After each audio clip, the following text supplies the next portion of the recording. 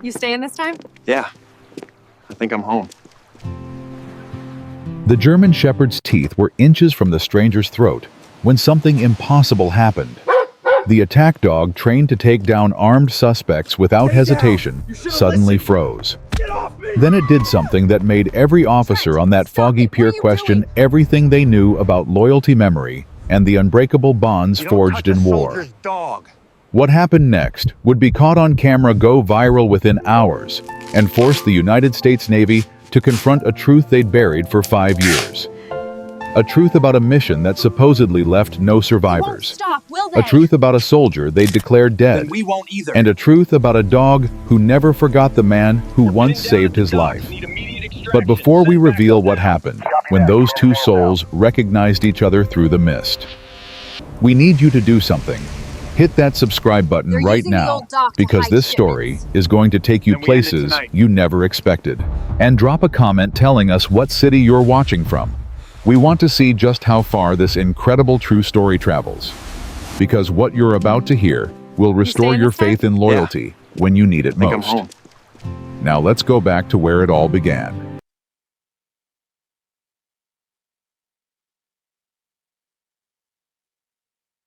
Ellie Vance dropped the coffee pot. It shattered across the diner floor, but she didn't move to clean it up. She just stood there staring through the window at the man on the pier. 7 hours, she whispered. Sarah grabbed her arm. Ellie, what's wrong? That man hasn't moved in 7 hours. So, maybe he's... My husband sat like that. Ellie's voice cracked. The night before the storm took him, he sat on that same pier looking at the water, and he wouldn't talk to me.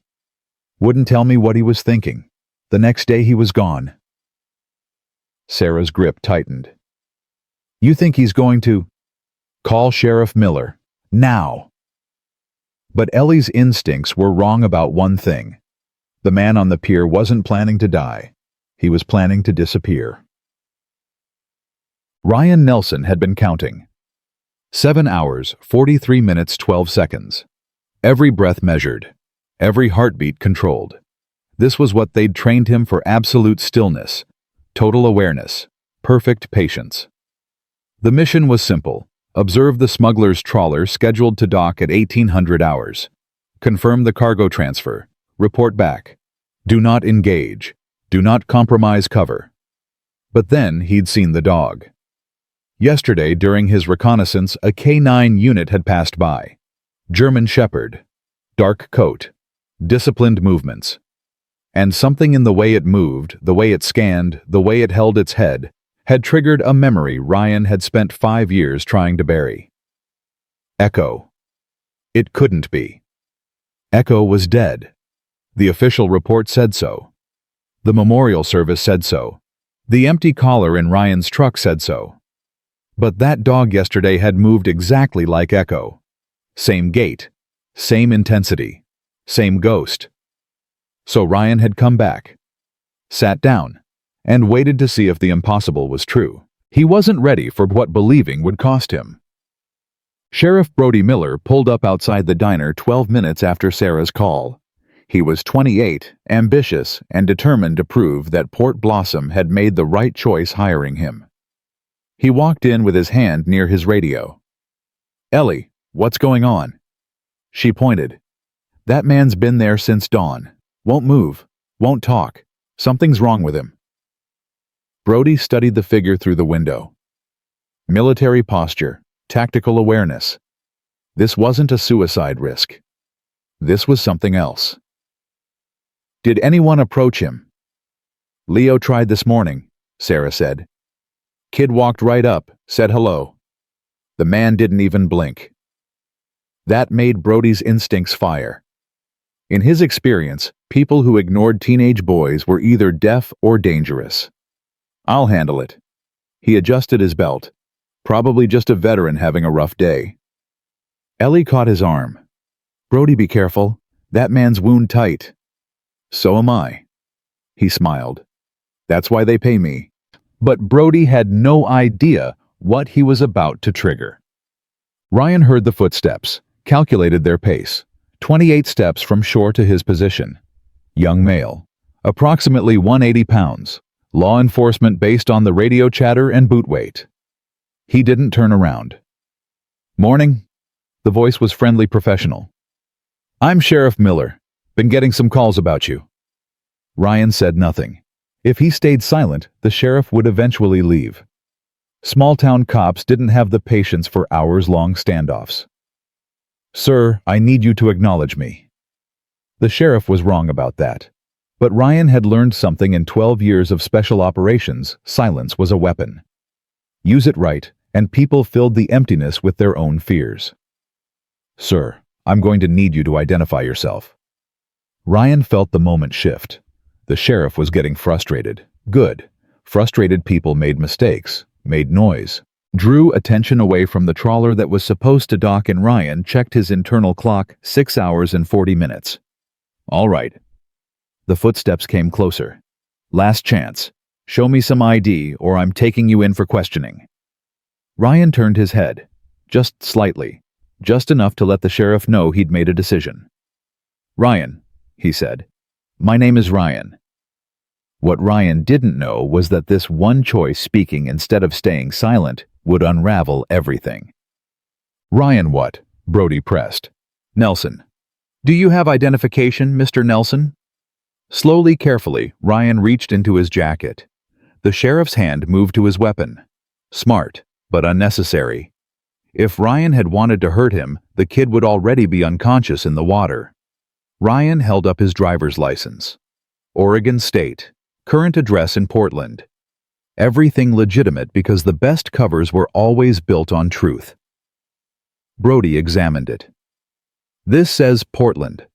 What brings you 90 miles south? Needed a change of scenery.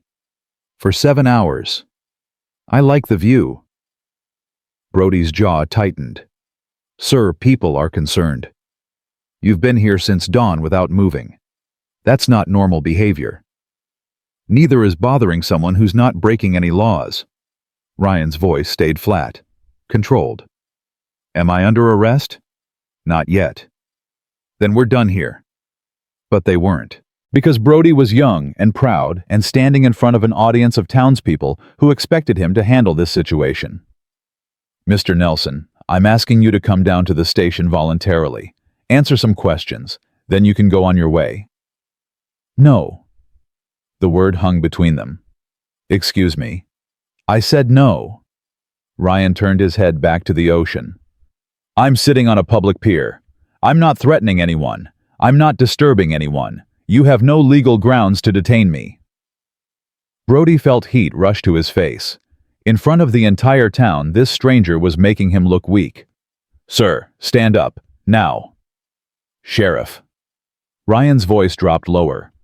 Walk away. Please. That's not going to happen. It should. Something in Ryan's tone made Brody's hand move to his radio. He made the call he'd been trying to avoid. Dispatch, this is Sheriff Miller. I need backup on the municipal pier, and get Kate Jennings and her canine down here. Ryan's entire body went rigid. No. A dog. Ryan's voice cracked for the first time. You're bringing a dog? Brody noticed the change immediately. The stranger's perfect control had slipped. That's right. Officer Jennings has a canine trained for suspect apprehension. So I'm going to ask you one more time. Are you going to cooperate? Ryan's hands began to tremble. Because if that canine unit was the same one he'd seen yesterday, and if that German Shepherd really was Echo, then bringing them face to face would do two things. It would blow his cover, and it would break his heart all over again. Sheriff, Ryan's voice was barely audible. You just made a terrible mistake.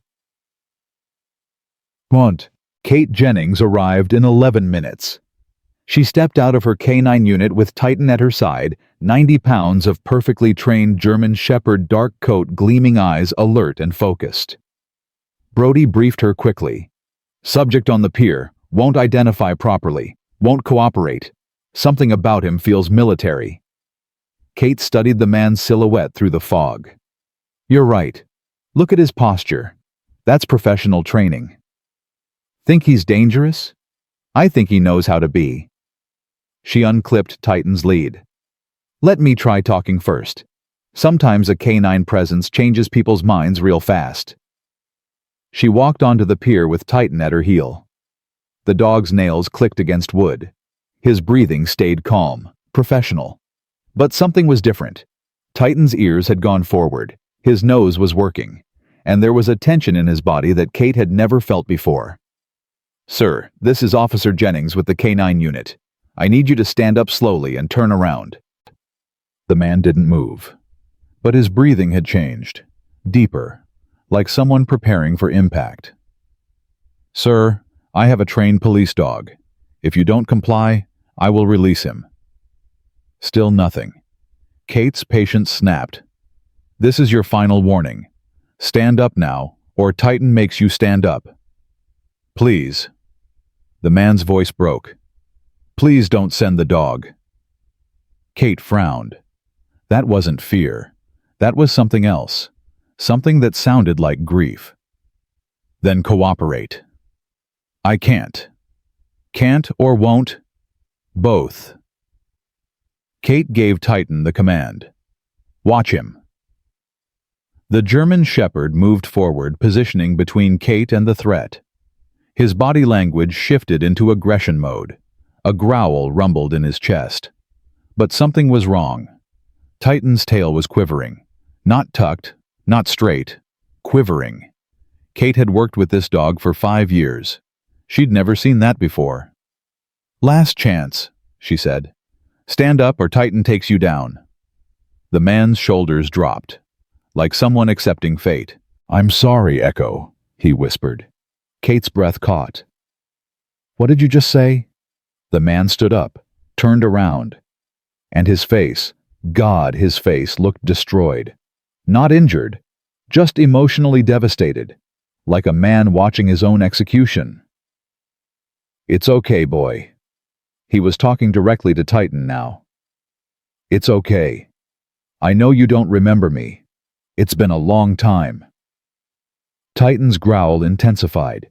His hackles rose. Every line of his body screamed attack, but that tail kept quivering. "Sir, keep your hands up." Kate's training was screaming at her. "Don't move." "I won't hurt him." The man's eyes stayed locked on Titan. "I could never hurt him." "What are you talking about?" "That dog, Officer Jennings." The man's voice cracked. "He's not yours. He's mine." Kate's world tilted. "That's not possible. His name isn't Titan." Tears were streaming down the man's face now. "His name is Echo, and 5 years ago he saved my life in Afghanistan before an explosion that killed my entire team. They told me he died in that blast. They gave me his collar and told me to move on. But he didn't die, did he? Somehow he survived. And somehow the Navy brought him back here, gave him a new name, a new handler, and tried to make him forget everything." Kate's hand tightened on Titan's collar. "You're insane." "Check his microchip. Original designation K9E4. Handler Senior Chief Ryan Nelson. Status KIA." Brody stepped forward. "That's easy enough to verify." But before he could finish, the wind shifted. Just a small change in direction, just the fog moving differently. But for a dog with a nose that could detect individual molecules across miles, it was everything. The scent hit Titan like a physical blow. The growling stopped. The aggression vanished. And the most disciplined police canine in Oregon did something impossible. He whined. High. Desperate. Confused. The sound a dog makes when their entire world stops making sense. "Titan," Kate commanded. "Heel." But Titan wasn't Titan anymore. He was Echo, and Echo had just caught the scent of the handler he'd mourned for 5 years. "Easy, boy." Ryan dropped to one knee, his hands open. "I know I look different. I know I smell different. But it's me. It's really me." Echo took one trembling step forward. Kate tried to hold him back. "Titan, stop." But the dog was stronger. He pulled free and moved toward Ryan with slow, uncertain steps. His whole body was shaking, his nose working frantically. "Don't you remember?" Ryan's voice broke completely. "Don't you remember the night of the explosion you pushed me out of the way? You took the blast meant for me." Another step closer. "I looked for you." Ryan was sobbing now. "After I woke up in the hospital after they told me you were gone, I didn't believe them. I kept asking, kept searching. But they said your body was never recovered. They said the fire consumed everything." Echo was 3 feet away now, close enough to touch. His ears were back, his tail wagging uncertainly. "But you didn't die." Ryan's hands were shaking. "You survived, and they brought you back and gave you a new name and tried to make you forget me." Kate stood frozen. This was impossible. Canines were documented, tracked, microchipped. There was no way her partner was this man's dead combat dog. But then, Echo closed the final distance. He pressed his head against Ryan's chest, and from somewhere deep in his throat came a sound that wasn't a whine or a howl. It was grief. Pure, devastating grief. The sound of a soul recognizing another soul after an eternity of separation. Ryan's arms came around the dog, and he buried his face in Echo's fur and shook with sobs that came from somewhere so deep that Kate felt tears burning in her own eyes. "I missed you," Ryan whispered. "God, I missed you so much." Echo pressed harder against him, his tail wagging now, really wagging, and he was making sounds, whines and cries and little barks that sounded almost like words. "I remember. I remember. I remember you." Kate's knees went weak. "What the hell is happening?" Brody stood beside her, his face pale. "I don't know, but we need to—" "I have his collar," Ryan said without lifting his head. "In my truck. The one they gave me when they declared him KIA. It has his original ID tag, his microchip number, everything." "Where's your truck?" Kate's voice came out hoarse. "Service road, half-mile north." Kate swallowed hard. "We need to verify this. We need to—" A black SUV with government plates pulled up at the base of the pier. 2 people stepped out. A woman in a dark suit, a man in tactical gear. They moved with federal authority. The woman walked onto the pier like she owned it. 40s. Sharp-eyed. Dangerous.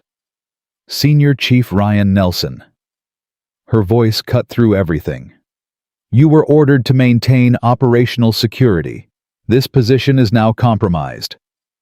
Ryan looked up, his face still buried in Echo's fur. "Agent Rossi, of course they sent you." "Stand down, Senior Chief." "That's an order." "I'm retired." Ryan's voice turned cold. "I don't take orders anymore." "Your retirement is provisional and can be revoked." Kate stepped forward. "Who the hell are you?" Agent Rossi pulled out FBI credentials. "This man is part of an ongoing federal investigation. Clear the area, now." "Like hell." Kate's hand moved to Echo's collar. "This is my partner, my dog, and I want answers. Your dog is military property on loan to your department." Agent Rossi's voice stayed flat. "His designation is K9E4 Combat Tracker SEAL Team Operations, reported KIA 5 years ago. Apparently that report was incorrect." Brody's jaw dropped. "Our K9 is classified military. Was classified. Not anymore." Agent Rossi looked at Ryan. "Because this idiot just blew 5 years of operational security in front of 40 civilians with cell phones." And that's when Kate realized people were recording. At least 30 phones pointed at them. The entire reunion had been captured. Within hours, this would be everywhere. "His microchip," Kate started, "was replaced during medical treatment." Agent Rossi interrupted. "Original records, sealed for security. The dog you know as Titan is legally U.S. Navy property." "No." Ryan stood up, putting himself between Agent Rossi and Echo. "He's not property. He's never been property. He's a soldier who served and nearly died. And if anyone has a claim on him, it's me." You were declared legally dead. Your record sealed. You agreed to this when you took the mission. I agreed to protect my country. Ryan's voice turned to steel. Not lose my partner. I'm done hiding. I'm done being a ghost. You're making this difficult. Good. The standoff stretched, tension building. Kate looked from Ryan to Agent Rossi to the dog pressed against Ryan's leg. Nothing made sense. Behind them, the crowd was growing, phones recording, people whispering. Whatever happened next would be very, very public. Agent Rossi's jaw tightened. She pulled out her phone, made a call in low-clipped tones. When she hung up, her expression had shifted. The situation has changed. She looked at Ryan. Containment is no longer viable. Given the public nature of this incident, we're moving to damage control. Senior Chief, you and the K-9 are coming in for debriefing. Officer Jennings, you're invited. Sheriff Miller, secure this scene. And then what? Ryan asked. Then we figure out what happens next. Agent Rossi gestured to the crowd. Because right now there are 40 people uploading footage of a supposedly dead SEAL reuniting with a supposedly dead K-9. Within an hour, this will be everywhere. So congratulations, Senior Chief. You just created a PR nightmare that requires intervention at levels way above my authority. Ryan looked down at Echo. A small smile touched his lips. Worth it, he whispered. Echo wagged his tail, really wagged it, with pure joy. The crowd parted as they walked back to shore. Ryan kept one hand on Echo's head. The dog pressed against his leg with every step. Kate walked on the other side, her mind racing. An elderly man stepped forward, gray beard, weathered face, Silas Blackwood, Port Blossom's oldest resident and a Vietnam veteran. Son, his voice was gravel and wisdom. What's your rank? Senior Chief Petty Officer, Navy SEAL. Silas nodded slowly. Then he did something unexpected. He saluted. Welcome home, sailor. Ryan's throat tightened. He returned the salute. Thank you, sir. Other veterans in the crowd followed. 5 men, all of them older, all of them understanding something the younger people didn't. What it meant to lose your battle buddy. What it meant to find them again. Ellie pushed through the crowd with coffee and a sandwich wrapped in paper. She pressed them into Ryan's hands. You've been sitting there for 7 hours, she said softly. You need to eat. Ryan stared at the food, then at her. Why are you being kind to me? Because you're not a threat. Ellie's eyes were wet. You're just a man who found the piece of his soul he thought was gone. Sarah appeared beside her mother. Is it true that dog saved your life? Twice. Ryan's voice cracked. Once in Afghanistan, and once today by remembering me when everyone else forgot. A teenage boy pushed forward, Leo, the kid who'd tried to talk to Ryan that morning. That's the coolest thing I've ever seen, he breathed. A dog remembering his soldier after 5 years. Ryan looked at the kid. You want to know what's really cool? What? Loyalty. Ryan's hand rested on Echo's head. Real loyalty doesn't care about time, doesn't care about distance, doesn't care what anyone says. It just knows, and it never quits. Leo's eyes went wide. I'm putting that on TikTok. Put this on there too. Ryan looked at the crowd. I spent 5 years thinking I'd lost the best partner I ever had. 5 years believing a lie because that's what I was told to believe. But he never forgot me. Even when they changed his name. Even when they gave him a new life. Somewhere deep inside he remembered. And today, when it mattered, that memory was stronger than all the training in the world. The crowd was silent. Phones still recording. Every word being captured. Agent Rossi stepped forward. That's enough, Senior Chief. No. Ryan's voice carried across the pier. It's not nearly enough. Because people need to understand something. These dogs, military working dogs, they're not equipment. They're not tools. They're soldiers. They serve. They sacrifice. And when their service is done, they deserve to come home to the people who love them. Echo barked. Once, sharp, like punctuation. The crowd laughed through their tears. Mr. Nelson. Brody cleared his throat. For what it's worth, I'm sorry I called you in. Don't be. Ryan met his eyes. You were doing your job, protecting your town. That's exactly what you should have done. But if I hadn't, then I never would have known. Ryan looked down at Echo. I would have seen you on patrol and convinced myself I was wrong. That grief was making me see things. I would have driven away and spent the rest of my life wondering. So thank you, Sheriff, for making me face this, for bringing him to me. Brody nodded slowly. What happens now? Now we find out if the United States Navy is going to let me keep my dog. Ryan's voice hardened. And if they try to take him from me again, we're going to have a problem. Agent Rossi stepped between them. Let's move this conversation somewhere less public. But before anyone could move, a woman pushed through the crowd. Late 20s, press badge, camera crew behind her. Senior Chief Nelson, I'm with Channel 7 News. Is it true that you and your K9 were both declared killed in action 5 years ago? Agent Rossi moved to block her. No comment. This is an active... Yes. Ryan's voice cut through. That's true. Don't answer that. Agent Rossi snapped. Why not? Ryan looked at her. The truth's already out there. 40 people recorded this. It's probably already on YouTube. So yes, Echo and I were both declared KIA after an operation in Afghanistan. They told me he died in the explosion. They were wrong.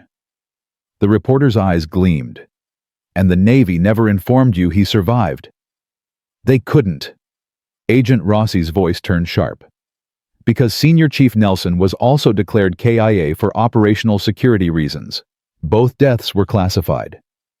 The crowd gasped. Wait! The reporter pressed forward. You faked his death. We don't discuss classified operations. Agent Rossi's hand moved to her phone. This interview is over. But Ryan was done following orders. They didn't fake anything. I did die. Technically. Flatlined for 3 minutes after the explosion. When I came back, they offered me a choice: retire quietly and disappear, or take a new assignment that required me to be legally dead. I chose the mission. And part of that choice meant accepting that Echo was gone. But he wasn't gone. The reporter pressed. No. Ryan's voice broke. He survived the explosion, somehow. And while I was being resurrected for classified work, he was being recovered, treated, and reassigned. Neither of us knew the other was alive. Until today. Echo whined softly. Ryan's hand found his head. Senior Chief, if you could say anything to the people watching this, love your people while you have them. Ryan's words came out fierce and raw. Don't wait. Don't assume there's always tomorrow. Because sometimes people you love get taken from you. Sometimes you don't get to say goodbye. And if you're lucky, if you're really impossibly lucky, maybe you get a second chance. Maybe you get one more moment. Don't waste it. The reporter wiped her eyes.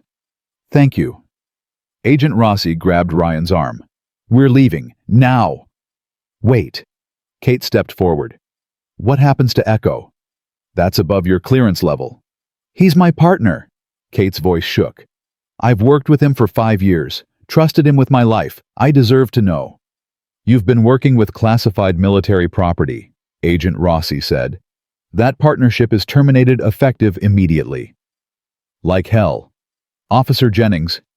No. Kate moved to stand beside Ryan. You don't get to do this. You don't get to rip partners apart because of paperwork. This dog, whether you call him Titan or Echo, has served this country for 10 years. He's earned the right to choose. Dogs don't choose. This one does. Kate looked at Echo. If I give him the release command, he's off duty. Free to go wherever he wants, and I'm guessing he wants to stay with his real handler. Agent Rossi's eyes narrowed. Don't. Watch me. Kate looked at Echo. Titan. Free. It was the command that ended a work shift, the signal that the dog was off duty and could relax. Echo's entire body language changed. He looked from Kate to Ryan. Then he pressed harder against Ryan's leg and sat down, claiming his position, making his choice. "There's your answer," Kate said softly. "He chooses Ryan." The crowd erupted in cheers. Agent Rossi's jaw clenched. She pulled out her phone and walked away, speaking in urgent tones. Silas Blackwood stepped forward again. "You know what I think." "What's that, sir?" Ryan asked. "I think the Navy's got a choice to make." Silas looked at the crowd. "They can try to take that dog from you and create the PR nightmare of the century. Or they can do the right thing and let two soldiers who've already given everything finally come home to each other." The crowd roared approval. "Sir," Ryan's voice was thick, "I don't know if it's that simple." "It should be." Silas gripped Ryan's shoulder. "You're a SEAL's son. I'm just an old Marine. But I know one thing: the mission isn't over until everyone comes home. And today, everyone finally came home." Echo barked again, louder this time, like he was agreeing. The crowd laughed and cheered, and someone started chanting, "Let him keep his dog! Let him keep his dog!" Others joined in. Within seconds, 40 voices were chanting in unison. Agent Rossi returned her face unreadable. She walked straight to Ryan. "I just spoke with my director, who spoke with Naval Special Warfare Command, who are currently dealing with this situation going viral on social media. And," Ryan's voice was steady, "and the Navy has decided that given the circumstances, the unique nature of this situation, and the overwhelming public interest." She paused. "K9 E4 Echo is being retired from active service, effective immediately. Full honors, full benefits, and he's being released to your custody, Senior Chief Nelson." Ryan's knees almost buckled. "What?" "You heard me." Agent Rossi's expression softened just slightly. "Congratulations. You get to keep your dog." The crowd exploded, cheering, crying, hugging strangers. Ryan dropped to his knees and wrapped both arms around Echo. And this time he wasn't crying from grief. He was crying from joy. Pure, overwhelming, impossible joy. "We get to go home," he whispered into Echo's fur. "We finally get to go home together." Echo licked his face and whined and pressed so close they were nearly one being. 5 years of separation, 5 years of grief, 5 years of believing the other was gone. Over. "There's a condition," Agent Rossi said. Ryan looked up. "What?" "Your mission here is terminated. You're being reassigned, and this time Echo comes with you." "Where?" "That's classified, but..." She glanced at the crowd. "It's not a combat assignment, it's training.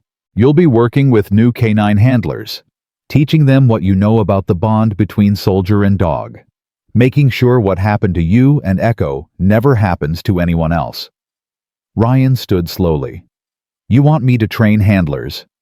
We want you to make sure every handler understands that these dogs are partners, not equipment, and that when the mission's over, they come home together."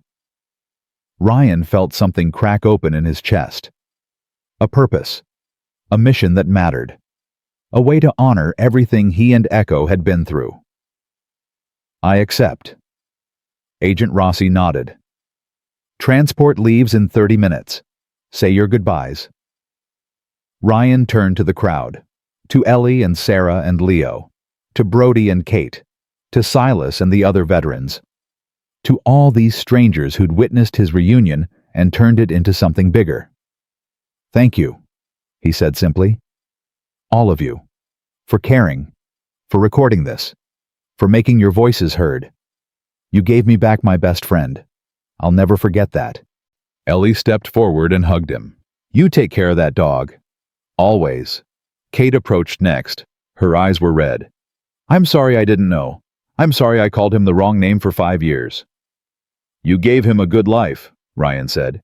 "You kept him safe and trained and loved. That's all I could have asked for. He's a good dog. The best partner I ever had. Mine too. Ryan held out his hand. Thank you, Officer Jennings. For everything. Kate shook his hand. Then she knelt down and looked at Echo. You be good for your dad, okay? And don't forget me. Echo licked her face. Once. Gently. Like he understood. Leo pushed forward. Can I pet him? Ryan smiled. Go ahead. The kid dropped down and wrapped his arms around Echo's neck. You're a hero, you know that, you and Senior Chief. You're both heroes. You know what makes a hero, Leo? Ryan asked. What? Having good people watch your back, and being brave enough to remember who you love even when everyone tells you to forget. Ryan looked at Echo.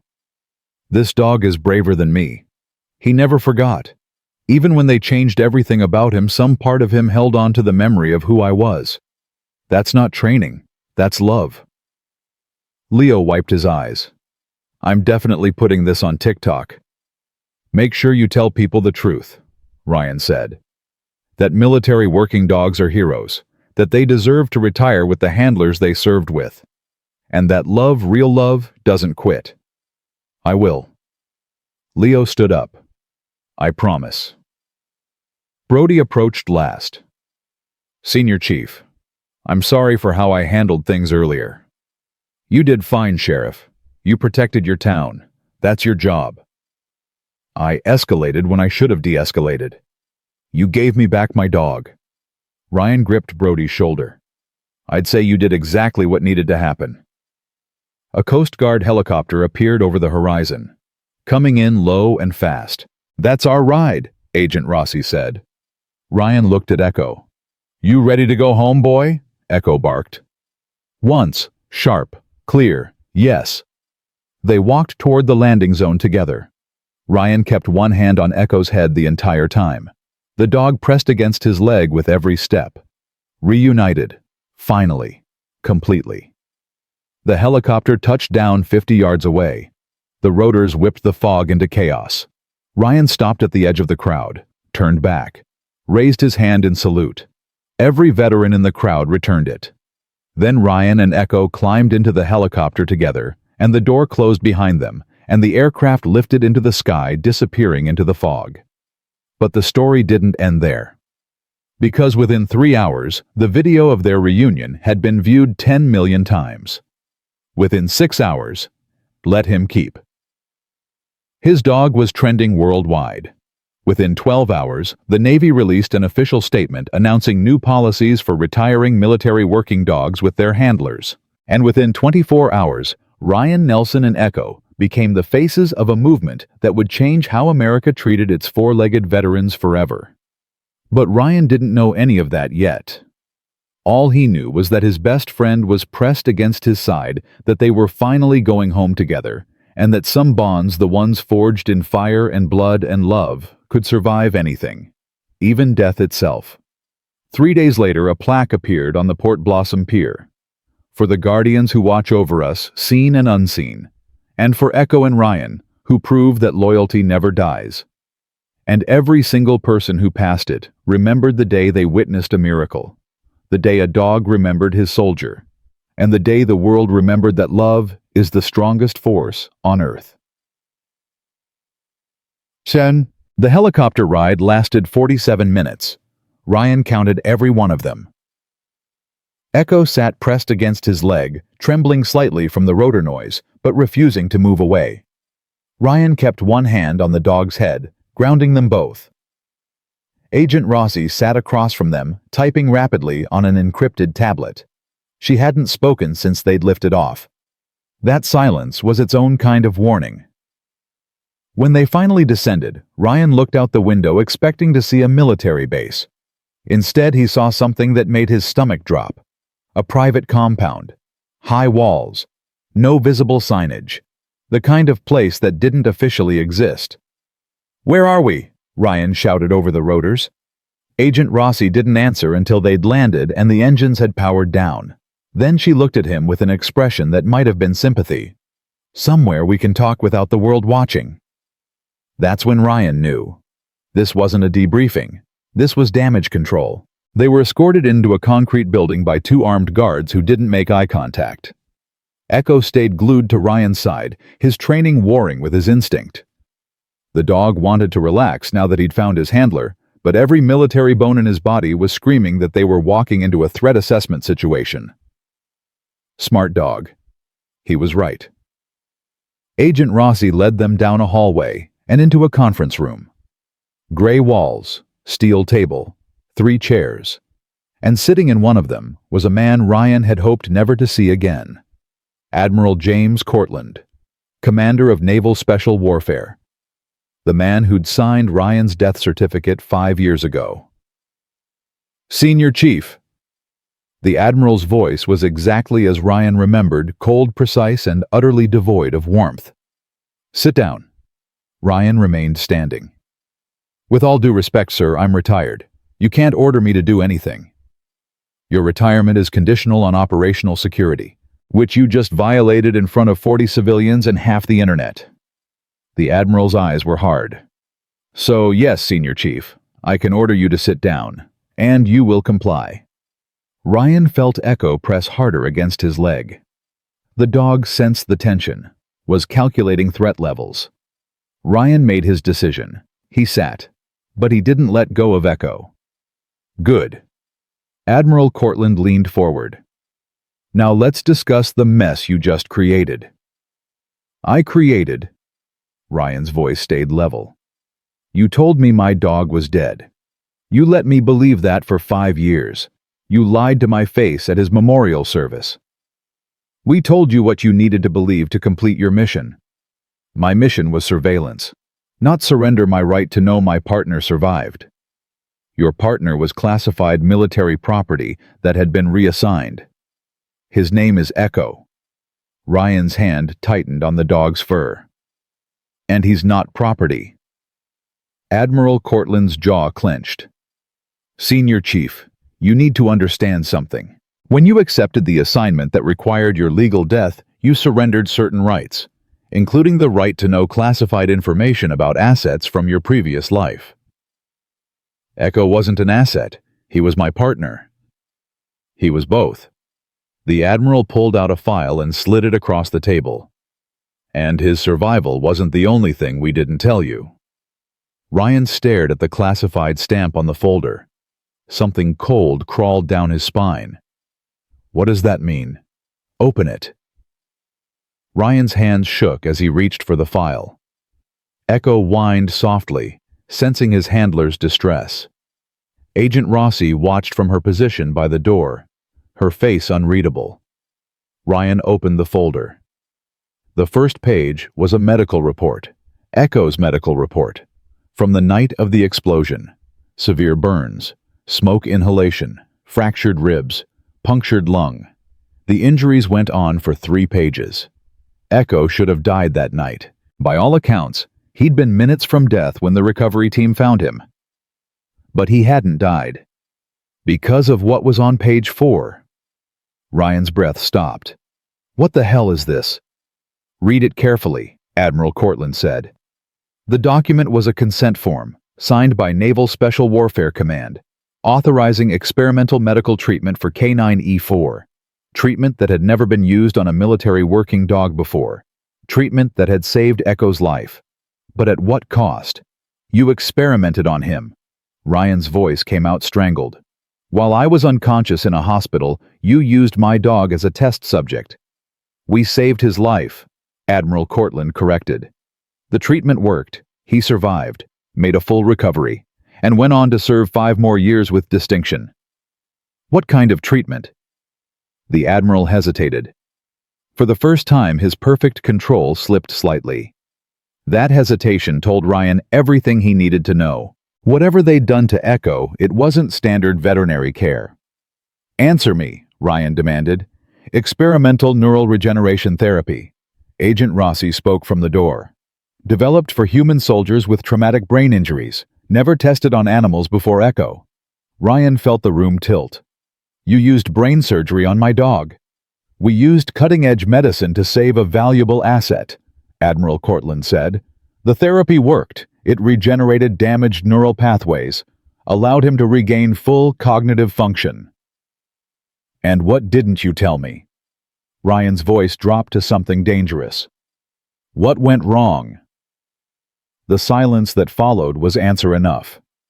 "Tell me." Ryan's hand found Echo's head. The dog looked up at him with those dark, intelligent eyes, eyes that had seen war and death and somehow still trusted humans. "Tell me what you did to him." Admiral Cortland pulled out another document. This one wasn't in the file. This one he'd been keeping separate. The neural regeneration therapy had an unexpected side effect. It enhanced his cognitive abilities beyond normal canine parameters. His memory became nearly perfect. His problem-solving skills increased dramatically. His emotional intelligence, his ability to read human behavior and intent became almost supernatural. Ryan stared at the Admiral. "You're saying you accidentally made my dog smarter. We're saying we inadvertently created the most intelligent canine in military history." Agent Rossi moved closer. "Echo doesn't just follow commands, Senior Chief. He understands them. He processes complex situations. He makes tactical decisions that most human soldiers couldn't make. And you never told me this because it's classified," Admiral Cortland interrupted.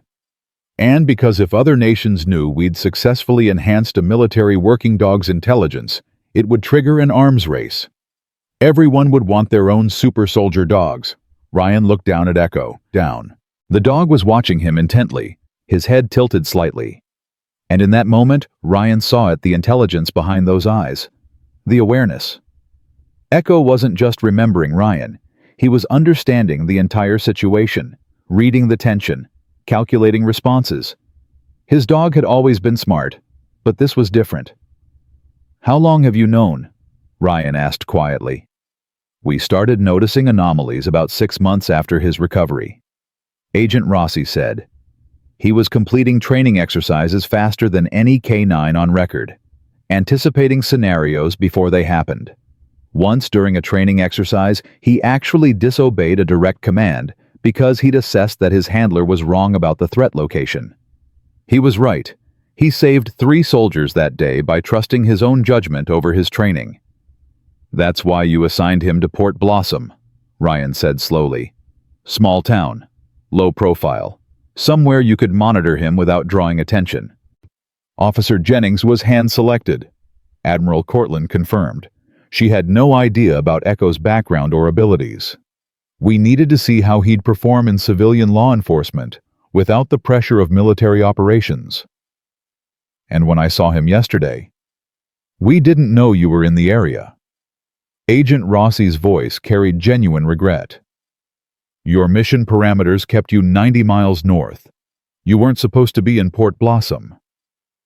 Ryan's jaw clenched. "I changed my surveillance route. Followed a hunch about the smuggling operation. Pure coincidence that I ended up there." "Coincidence." Admiral Cortland's voice was flat. "Or Echo drawing you there." The words hung in the air like a grenade with the pin pulled. "What?" Ryan whispered. "We've been monitoring Echo's behavior patterns for 5 years." The Admiral pulled out another document.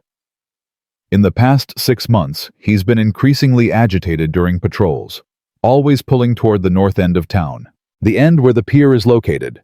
Officer Jennings reported it as unusual behavior but not problematic." "You think he was looking for me?" Ryan's voice cracked. "We think some part of him knew you were alive." Agent Rossi moved to the table. "The neural regeneration enhanced his memory, including memories that should have been impossible to retain. He remembers everything, Senior Chief, every mission, every moment, every second you spent together. And when you got within a certain radius, something in his enhanced cognitive processing recognized your presence." Ryan's hand was shaking now. "He knew I was near." "We believe so. And when you sat on that pier for 7 hours, you were emitting stress pheromones. Familiar ones. Echo would have caught them on the wind long before you two came face to face." "That's why he recognized me so fast," Ryan breathed. "He'd been tracking my scent all morning." "Exactly." Ryan looked at Echo, and the dog stared back with those impossibly intelligent eyes, and Ryan understood. His partner hadn't just remembered him through some miracle of loyalty. Echo's enhanced brain had been searching for him, processing information, following invisible trails that only he could detect. "Why are you telling me this now?" Ryan asked.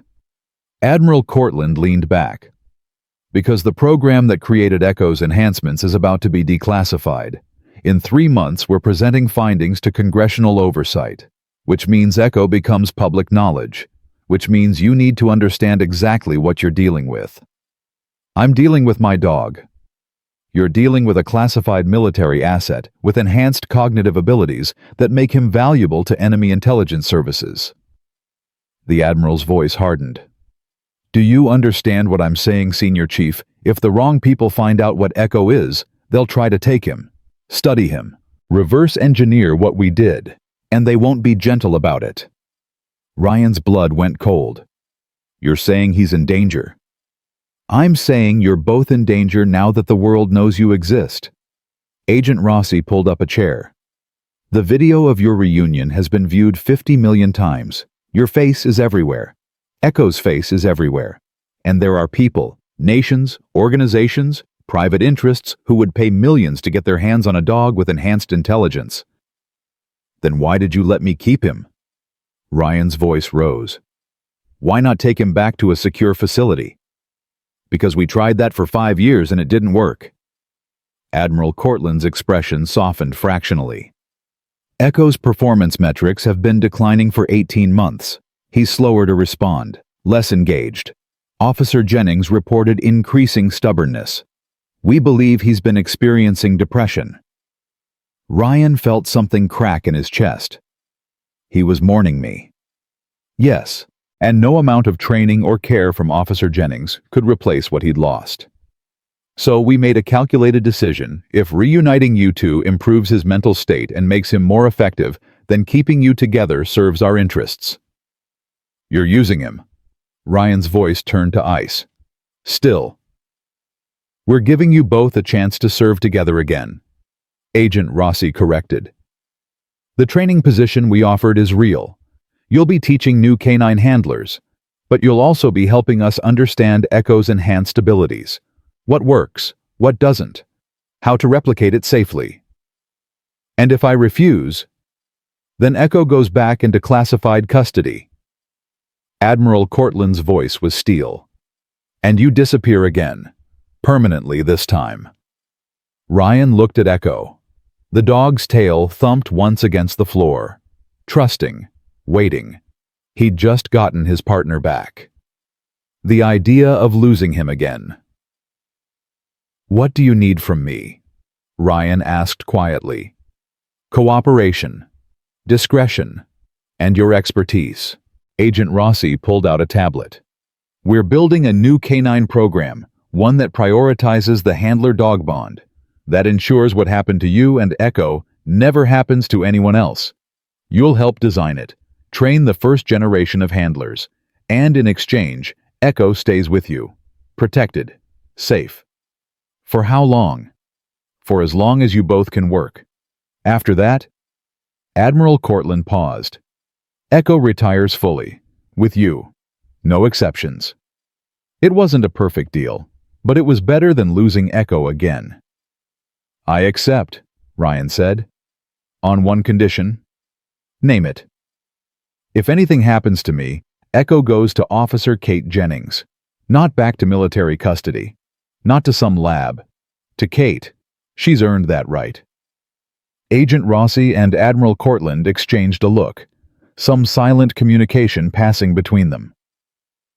"Agreed," the Admiral said finally. "Do we have a deal, Senior Chief?" Ryan looked at Echo one more time.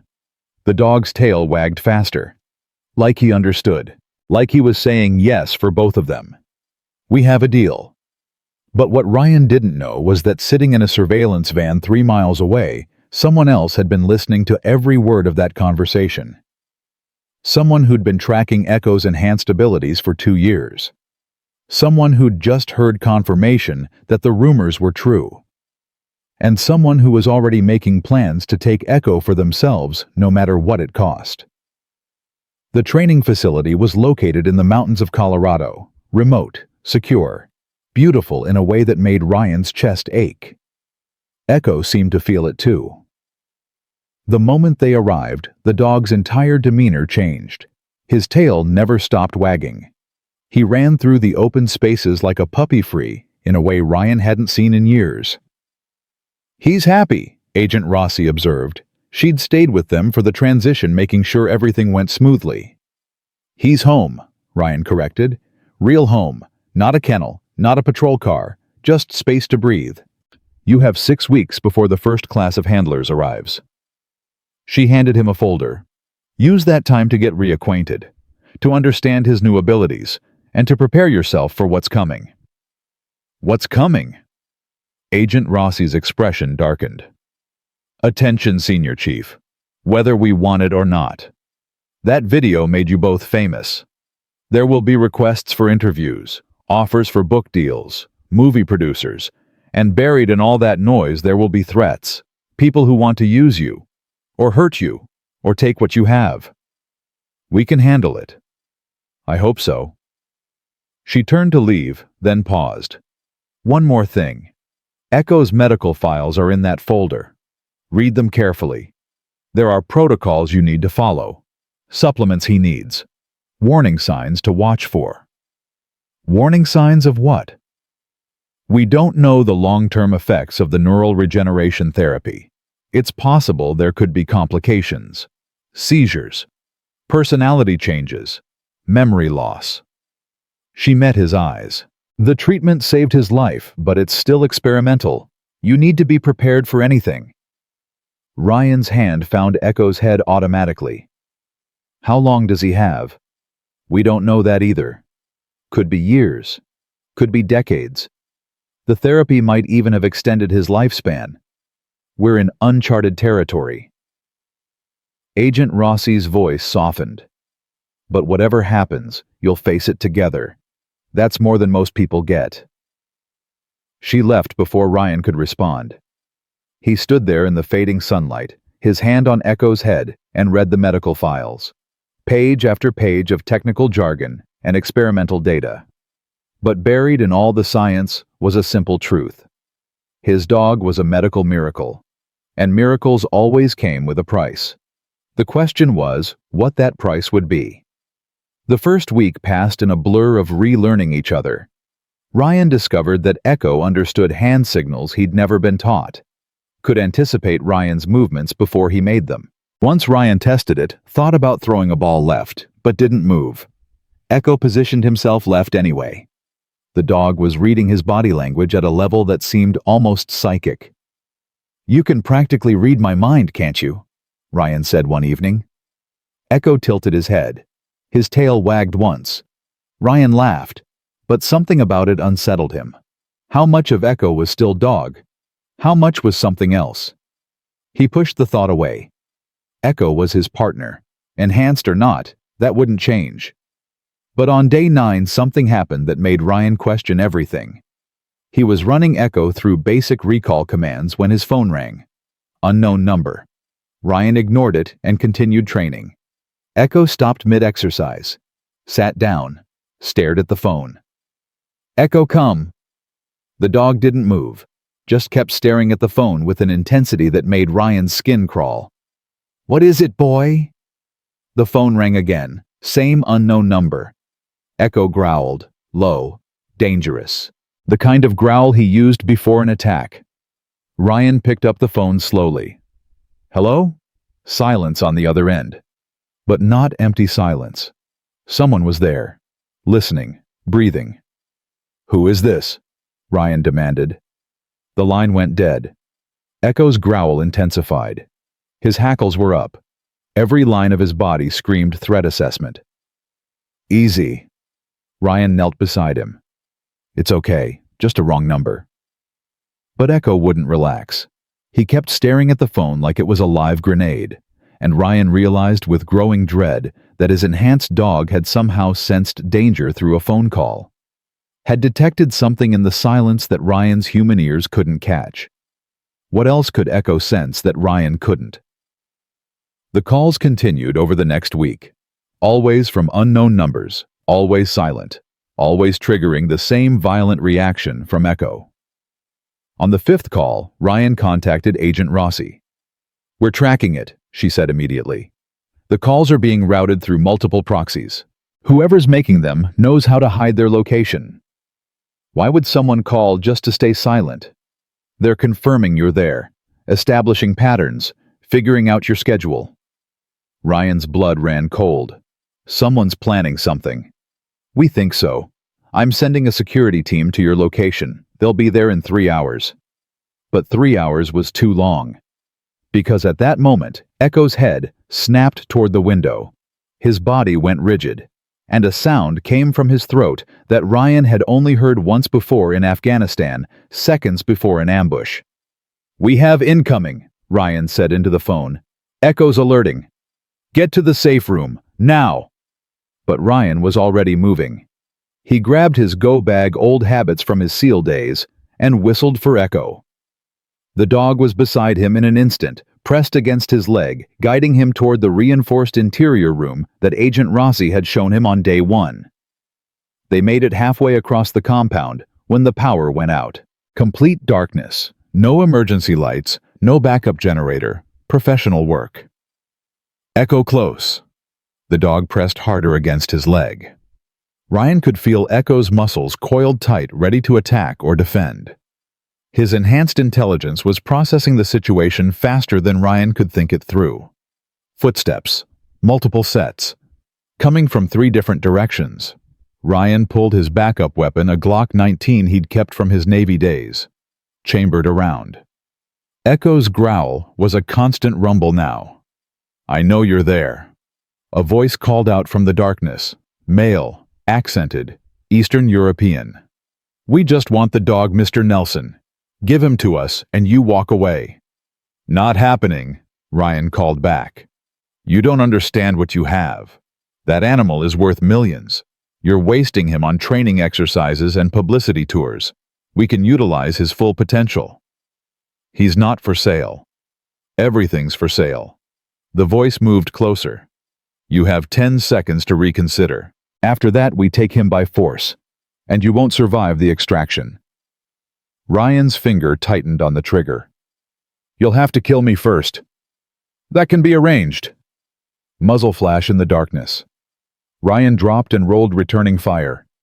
Echo launched forward with a snarl that sounded almost human in its rage. Screaming. A man's voice cut off abruptly, the wet sound of teeth meeting flesh. More gunfire. Ryan fired twice more, heard a body hit the floor. Echo was beside him again, breathing hard, his muzzle wet with blood. "Good boy," Ryan whispered. But they weren't done.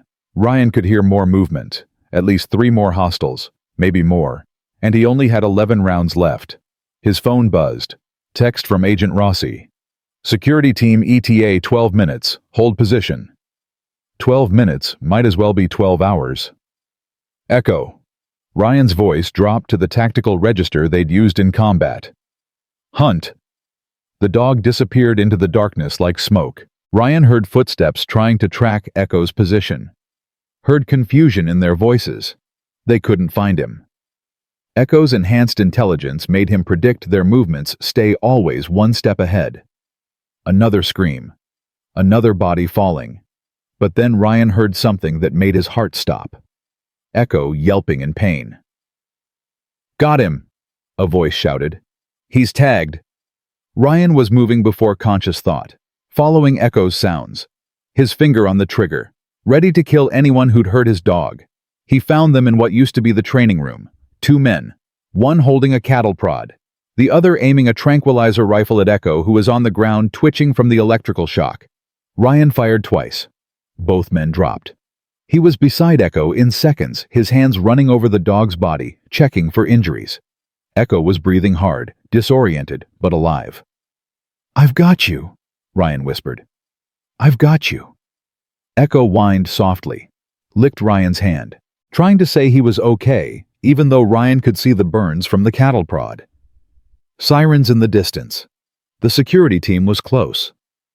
But the assault had proven something terrifying. People knew about Echo, knew what he was worth, and they were willing to kill to take him. This wasn't over. This was just beginning. The security team arrived 6 minutes later. They found 3 bodies, 2 unconscious men, and Ryan holding Echo in the darkness while his dog trembled against him. Agent Rossi showed up an hour after that, her face grim. "The 2 survivors are talking," she said. "Private military contractors, hired by someone who wanted Echo alive. They won't say who." "How did they find us?" Ryan demanded. "This location is classified." "We're investigating. But Senior Chief..." She paused. "This is what I warned you about. Echo is valuable. And now that the world knows he exists, people will come for him. This won't be the last attempt." Ryan looked at his dog. Echo was bandaged now, resting, but his eyes were alert, still processing, still calculating threats. "Then we need to be ready. We need to consider alternative options." Agent Rossi knelt beside them. "There's a secure facility in Montana, underground, completely off-grid. We could move you both there. Full military protection. No one would find you." "You mean a cage?" Ryan's voice was flat. "You want to lock us up?" "I want to keep you alive." "No." Ryan's hand found Echo's head.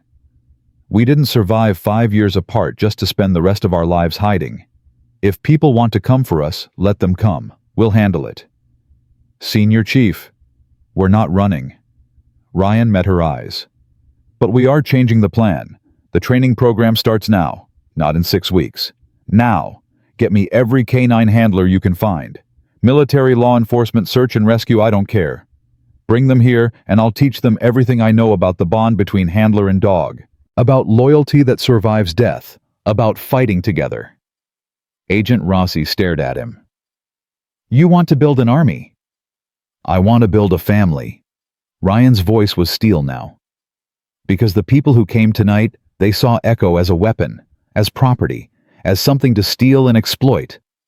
But everyone who works with military dogs needs to understand the truth. These animals aren't tools. They're partners. They're brothers. And you don't abandon your brother. Ever." A slow smile crossed Agent Rossi's face. "The Admiral's going to hate this." "Good." She pulled out her phone. "I'll make the calls. But Senior Chief, you better be ready. What you're proposing, creating a program built entirely on the handler-dog bond, it's going to change everything." "That's the point." Agent Rossi left to make arrangements. Ryan sat with Echo in the darkness, listening to his dog's breathing, feeling the steady rhythm of his heartbeat. "We're going to make sure no one else goes through what we did," Ryan whispered. "Every handler will know their dog comes first, always. And every dog will know their handler will never abandon them. That's the promise, Echo. That's what we're building." Echo's tail thumped once against the floor. It was enough. But what neither of them knew was that the attack tonight had been just a test. A way to assess their defenses, to understand how they fought together, to gather data. And the person who'd ordered that test was watching the footage right now, studying every move, every tactic, every weakness. Smiling. Because the next attempt wouldn't be about kidnapping Echo. It would be about breaking him. And the person who'd ordered the attack knew exactly how to do that by taking away the one thing Echo loved most. Ryan. The first class of handlers arrived 2 weeks later. 15 men and women from various military branches and law enforcement agencies. They came expecting standard canine training protocols. They got something completely different. Ryan stood in front of them on the first morning with Echo at his side. He didn't use a podium, didn't hand out manuals, just looked each handler in the eyes and said, "Your dog is not a tool. Your dog is not a weapon. Your dog is not property. Your dog is your partner, your brother, your family. And if you can't understand that difference, you need to leave right now." No one moved. "Good." Ryan's hand rested on Echo's head. "Because for the next 8 weeks, I'm going to teach you something they don't cover in standard training. I'm going to teach you how to love your dog so completely that they'll follow you into hell, and how to earn their trust so deeply that they'll bring you back out again." One handler raised his hand. "Young kid, Air Force. Sir, with all due respect, we already love our dogs." "Do you?" Ryan's voice was gentle but challenging. "Would you die for them?" "Yes, sir."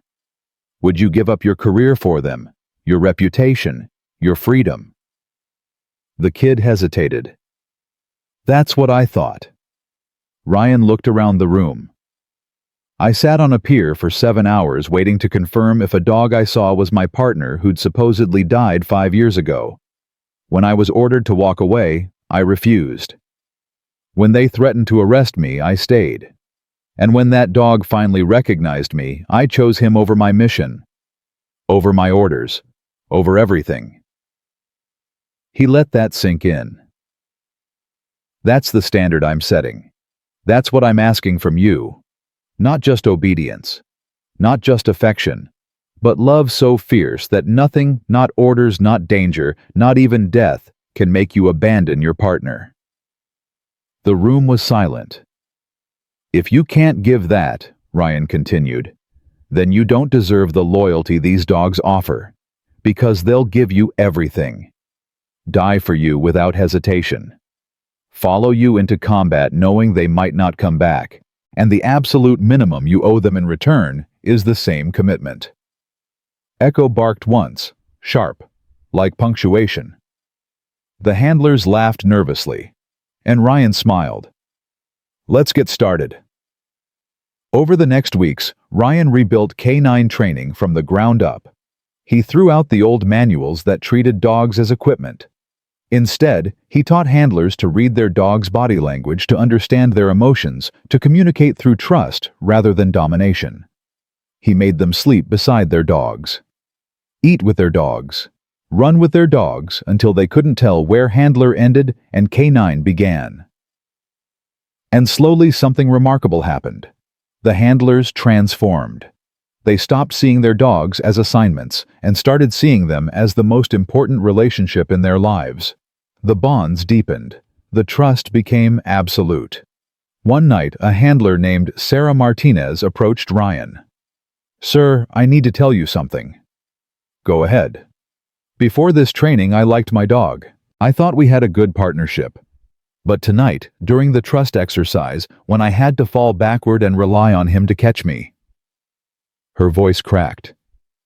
"I understood. For the first time, I really understood. He would die for me, and I would die for him. That's not just training. That's love." Ryan put his hand on her shoulder. "Now you get it." "Thank you, sir." She wiped her eyes. "For teaching us this. For changing everything." But not everyone was happy with Ryan's revolution. On week 5, Admiral Cortland showed up unannounced. He watched a training session in silence, his face unreadable. When it was over, he pulled Ryan aside. "This isn't what we discussed, Senior Chief." "It's exactly what we discussed. I'm training handlers." "You're creating a cult." The Admiral's voice was hard. "These people worship their dogs now. That's not healthy. That's not professional." "They love their dogs," Ryan corrected. "The way all handlers should. The way I love Echo. And look what that love cost you. Your career, your identity, 5 years of your life. It also saved me." Ryan met the Admiral's eyes. "When I thought Echo was dead, I had nothing. No purpose, no joy. Just missions and orders and empty days. But he's alive. And now I have everything. So yes, sir, I'm teaching these handlers to love their dogs the way I love mine. Because that love is the only thing that makes this job worth doing." Admiral Cortland stared at him for a long moment. Then, unexpectedly, his expression softened. "You really believe that?" "Yes, sir." "Then God help you, Senior Chief. Because the military doesn't run on love. It runs on discipline and sacrifice. And what you're building this brotherhood of handlers who put their dogs above orders, it's going to cause problems. Good problems, Ryan said. The kind that save lives. The Admiral left without another word. But Ryan knew the conversation wasn't over. The Navy was watching, evaluating, deciding if this program was brilliant or dangerous. Echo pressed against Ryan's leg, offering silent support. "We're doing the right thing," Ryan whispered. Echo's tail wagged. It was all the confirmation Ryan needed. On the final day of training, Ryan stood in front of the 15 handlers and their dogs. 8 weeks had transformed them. They moved as units now, human and canine perfectly synchronized. "You came here as handlers," Ryan said. "You're leaving as partners. Remember what I taught you. Your dog isn't beneath you. They're beside you, always." The handlers nodded, many wiping their eyes. "And if you ever face a choice between following orders and protecting your dog, I want you to think about something." Ryan's voice dropped. 5 years ago, my superiors told me Echo was dead. They lied to protect classified information. They let me grieve. Let me believe I'd lost the most important relationship in my life, and they did it because they thought the mission was more important than one dog.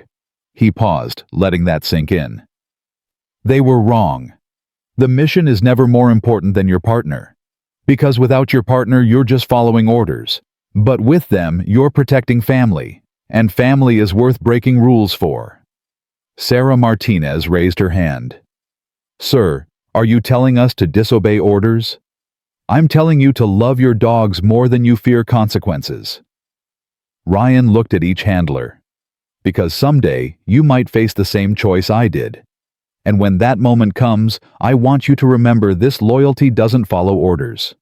Loyalty follows the heart. Choose your dog, every single time." The room erupted in applause. Ryan had just created something the military had never seen before, a generation of handlers who would put their dogs above everything else. It was beautiful. It was revolutionary.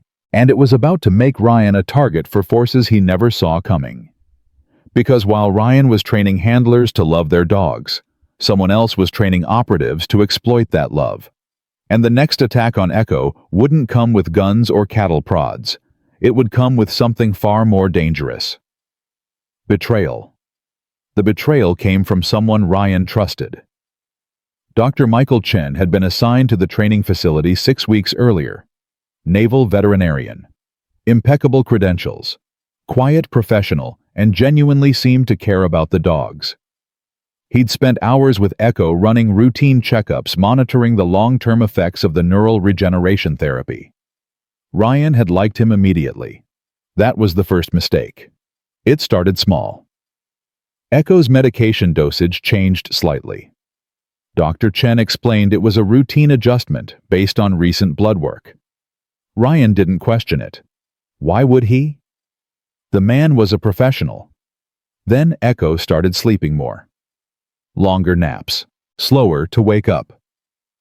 "Normal for a dog his age with his medical history," Dr. Chen assured him. "The neural regeneration takes a toll. His brain works harder than normal dogs. He needs more rest." Ryan accepted that explanation too. But on week 7, Sarah Martinez pulled him aside after a training session. "Sir, something's wrong with Echo." Ryan's stomach dropped. "What do you mean?" During the scent detection exercise, he was off, slower. He missed 2 targets he should have found easily. Sarah's voice was worried. "My dog found them in under a minute. Echo took 5. That's not like him." Ryan had noticed it too, but had been telling himself it was nothing. Just fatigue. Just adjustment to civilian life. Now he couldn't ignore it anymore. He found Dr. Chen in the medical facility that evening. The veterinarian was preparing medication doses for the next day. "We need to talk about Echo," Ryan said. Dr. Chen looked up, his expression professionally concerned. "Is he having issues?" "He's sluggish. Missing things he shouldn't miss. You said the medication was routine, but I'm starting to think something's wrong. Let me run some tests. Dr. Chen moved toward his computer. I'll check his latest blood work against baseline. If there's a problem, we'll catch it. But as Ryan watched the veterinarian work, something nagged at him. An instinct honed by 12 years of special operations. The kind of instinct that kept you alive when everything else failed. Dr. Chen's hands were shaking. Just slightly, but enough. How long have you been assigned here? Ryan asked casually. 6 weeks. Dr. Chen didn't look up from the computer. Why? Just curious.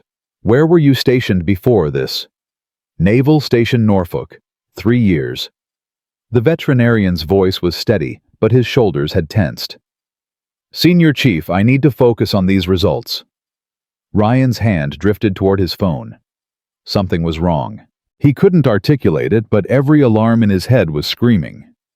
Actually, Doc, I think I'll call Agent Rossi. Get her opinion on Echo's condition. Dr. Chen's fingers froze on the keyboard. For just a second. But it was enough. That's not necessary, he said quickly. I'm sure it's nothing serious. Humor me. Ryan pulled out his phone. And that's when Dr. Chen moved. He grabbed a syringe from the counter and spun toward Ryan with desperate speed. Ryan's training kicked in instantly. He dodged left, but the syringe caught his shoulder, plunging through fabric and skin. Whatever was in that syringe hit Ryan's bloodstream like fire. His legs went numb. His vision blurred. He dropped to his knees, phone clattering across the floor. I'm sorry. Dr. Chen's voice was genuine regret. They have my daughter. They said if I didn't do this, they'd kill her. I didn't have a choice. Ryan tried to speak, but his tongue wouldn't work. His body was shutting down, paralyzed but conscious. The worst kind of helpless. Dr. Chen knelt beside him. The medication I've been giving Echo isn't killing him. It's preparing him, making him docile, easier to transport. In 20 minutes, a team is coming to extract him. They'll take him somewhere I don't know, use him for something I don't want to imagine. And you, his voice cracked.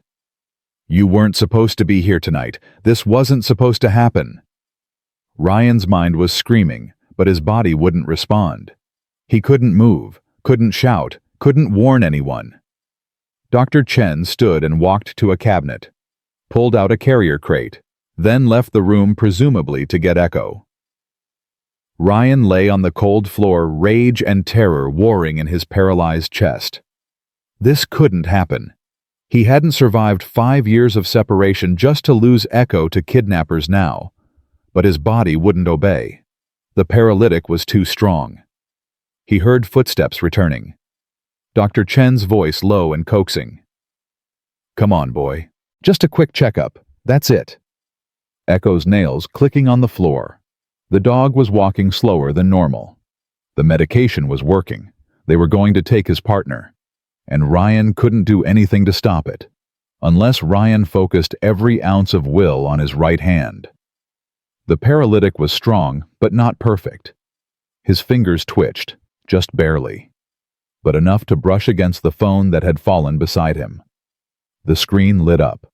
Emergency call option. Ryan's finger moved a centimeter, then another, like pushing through concrete. His entire world narrowed to that single motion. Dr. Chen entered the room with Echo on a leash.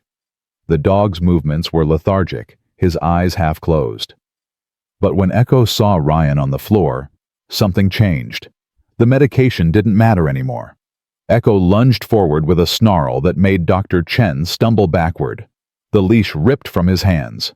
Echo was beside Ryan in seconds, whining frantically, licking his face, trying to understand why his handler wasn't moving. Echo, no! Dr. Chen reached for the leash. Echo spun on him with teeth bared.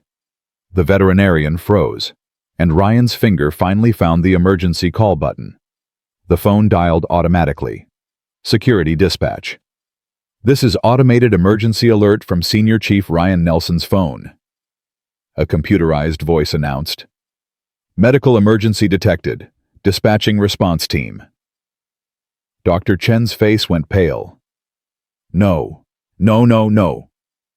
He grabbed for the phone, but Echo blocked him, snapping at his hands. The veterinarian backed away, his face a mask of panic and regret. They're going to kill my daughter. His voice broke. You don't understand. These people, they don't make empty threats. If I don't deliver Echo in... He checked his watch. 18 minutes she dies. Ryan's finger twitched again, this time toward the speaker button. Where?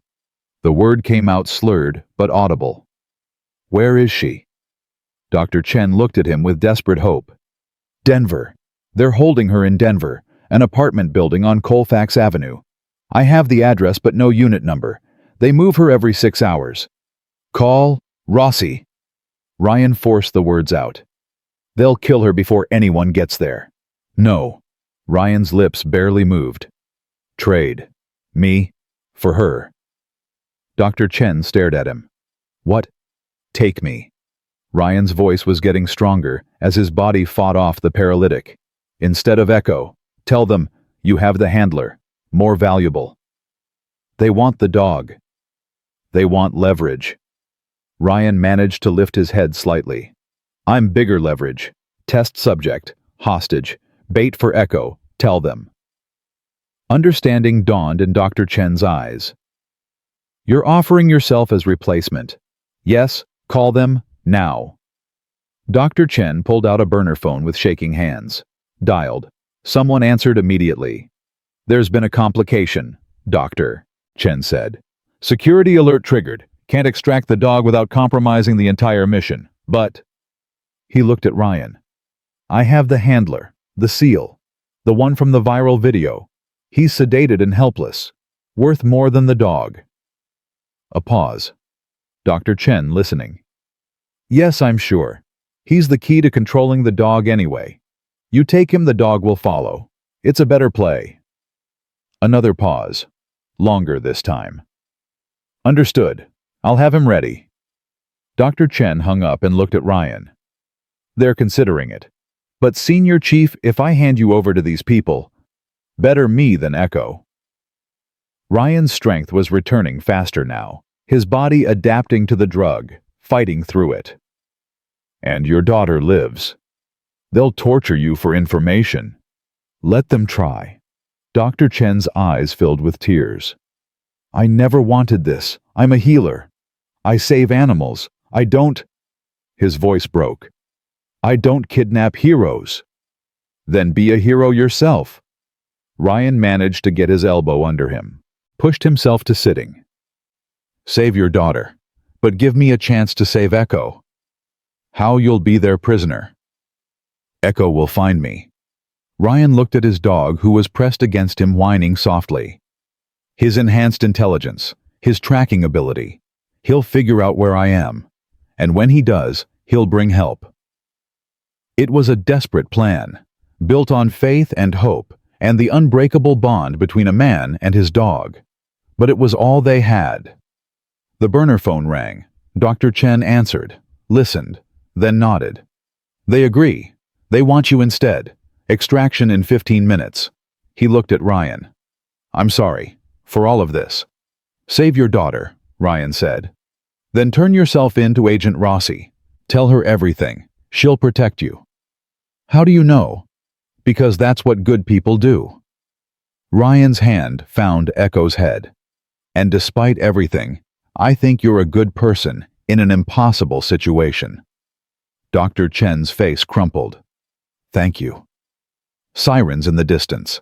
The security response was coming, but they'd be too late. Ryan looked at Echo, really looked at him. The dog's eyes were clearer now, the medication wearing off. And in those enhanced, impossibly intelligent eyes, Ryan saw understanding. Echo knew what was about to happen. Knew Ryan was sacrificing himself. Listen to me, boy. Ryan's voice was fierce. They're going to take me. You can't stop them. Don't try. But I need you to do something else. Echo's ears went forward, focused, processing. Find Sarah Martinez. Stay with her. And when your head is clear, when you can think again, Ryan gripped the fur on both sides of Echo's face. Come find me. I know you can do it. Your nose is better than any GPS. Your brain is smarter than half the humans I know. So trust yourself, trust our bond, and come get me. Echo whined, a sound of pure anguish. I'll be okay. Ryan pulled the dog close, buried his face in his fur one last time. I survived 5 years without you. I can survive a few days, but Echo... His voice cracked. When you find me, we end this. We end whoever's behind this. Together. A vehicle pulled up outside, doors slamming, footsteps approaching fast. Dr. Chen moved to the door, his face resigned. They're here. Ryan stood on shaky legs. Echo tried to follow, but Ryan gave him the command he'd never wanted to use. Echo, stay. The dog's entire body trembled, every instinct screaming to protect his handler, but the command was absolute. Echo sat, shaking, whining, but obeying. The door burst open. 3 men in tactical gear. They grabbed Ryan with professional efficiency, zip-tying his wrist hood over his head. The last thing Ryan heard before they dragged him out was Echo's howl. It wasn't a normal dog sound. It was something primal and heartbroken and furious. The sound of a soul being ripped in half. And it followed Ryan into the darkness. The security team arrived 45 seconds after the extraction vehicle disappeared. They found Dr. Chen sitting on the floor crying with Echo pressed against the door, still howling. Sarah Martinez was the first handler to reach them. What happened? Dr. Chen looked up, his face destroyed. They took him. They took Senior Chief Nelson. Who did? People who want the dog. But he made me trade. Offered himself instead. Dr. Chen's voice was hollow. I betrayed him. And he saved my daughter anyway. Sarah's hand went to her radio. We need Agent Rossi, now. But Echo was already moving. The dog's howl had transformed into something else. Determination. His enhanced brain processing the situation, formulating a plan. He pressed his nose to the floor where Ryan had been lying, inhaled deeply, memorizing every molecule of scent, then moved to the door, to the tire tracks in the dirt outside. Sarah watched in amazement as Echo's entire demeanor changed. This wasn't a pet. This wasn't even a military working dog. This was something else entirely. This was a genius-level intelligence trapped in a canine body, and it had just lost the most important thing in its world. He's tracking them, Sarah breathed. Dr. Chen stood up. They have a 20-minute head start, and I don't know where they're taking him. Just that it's not Denver. That was a lie. Echo's head snapped toward Dr. Chen. The dog's eyes were focused with laser intensity. He barked once, sharp, demanding. I think, Sarah's voice was uncertain. I think he's asking for information. That's impossible. Dogs can't. Echo barked again. Louder, more insistent. Then he did something that made both humans freeze. He walked to Dr. Chen's pocket, the one with the burner phone, nosed it deliberately. He wants the phone, Sarah whispered. He knows it can lead to Ryan. Dr. Chen pulled out the burner with shaking hands. The last number I called. That's them. But it's encrypted, untraceable. Echo growled, not aggressive, frustrated, thinking.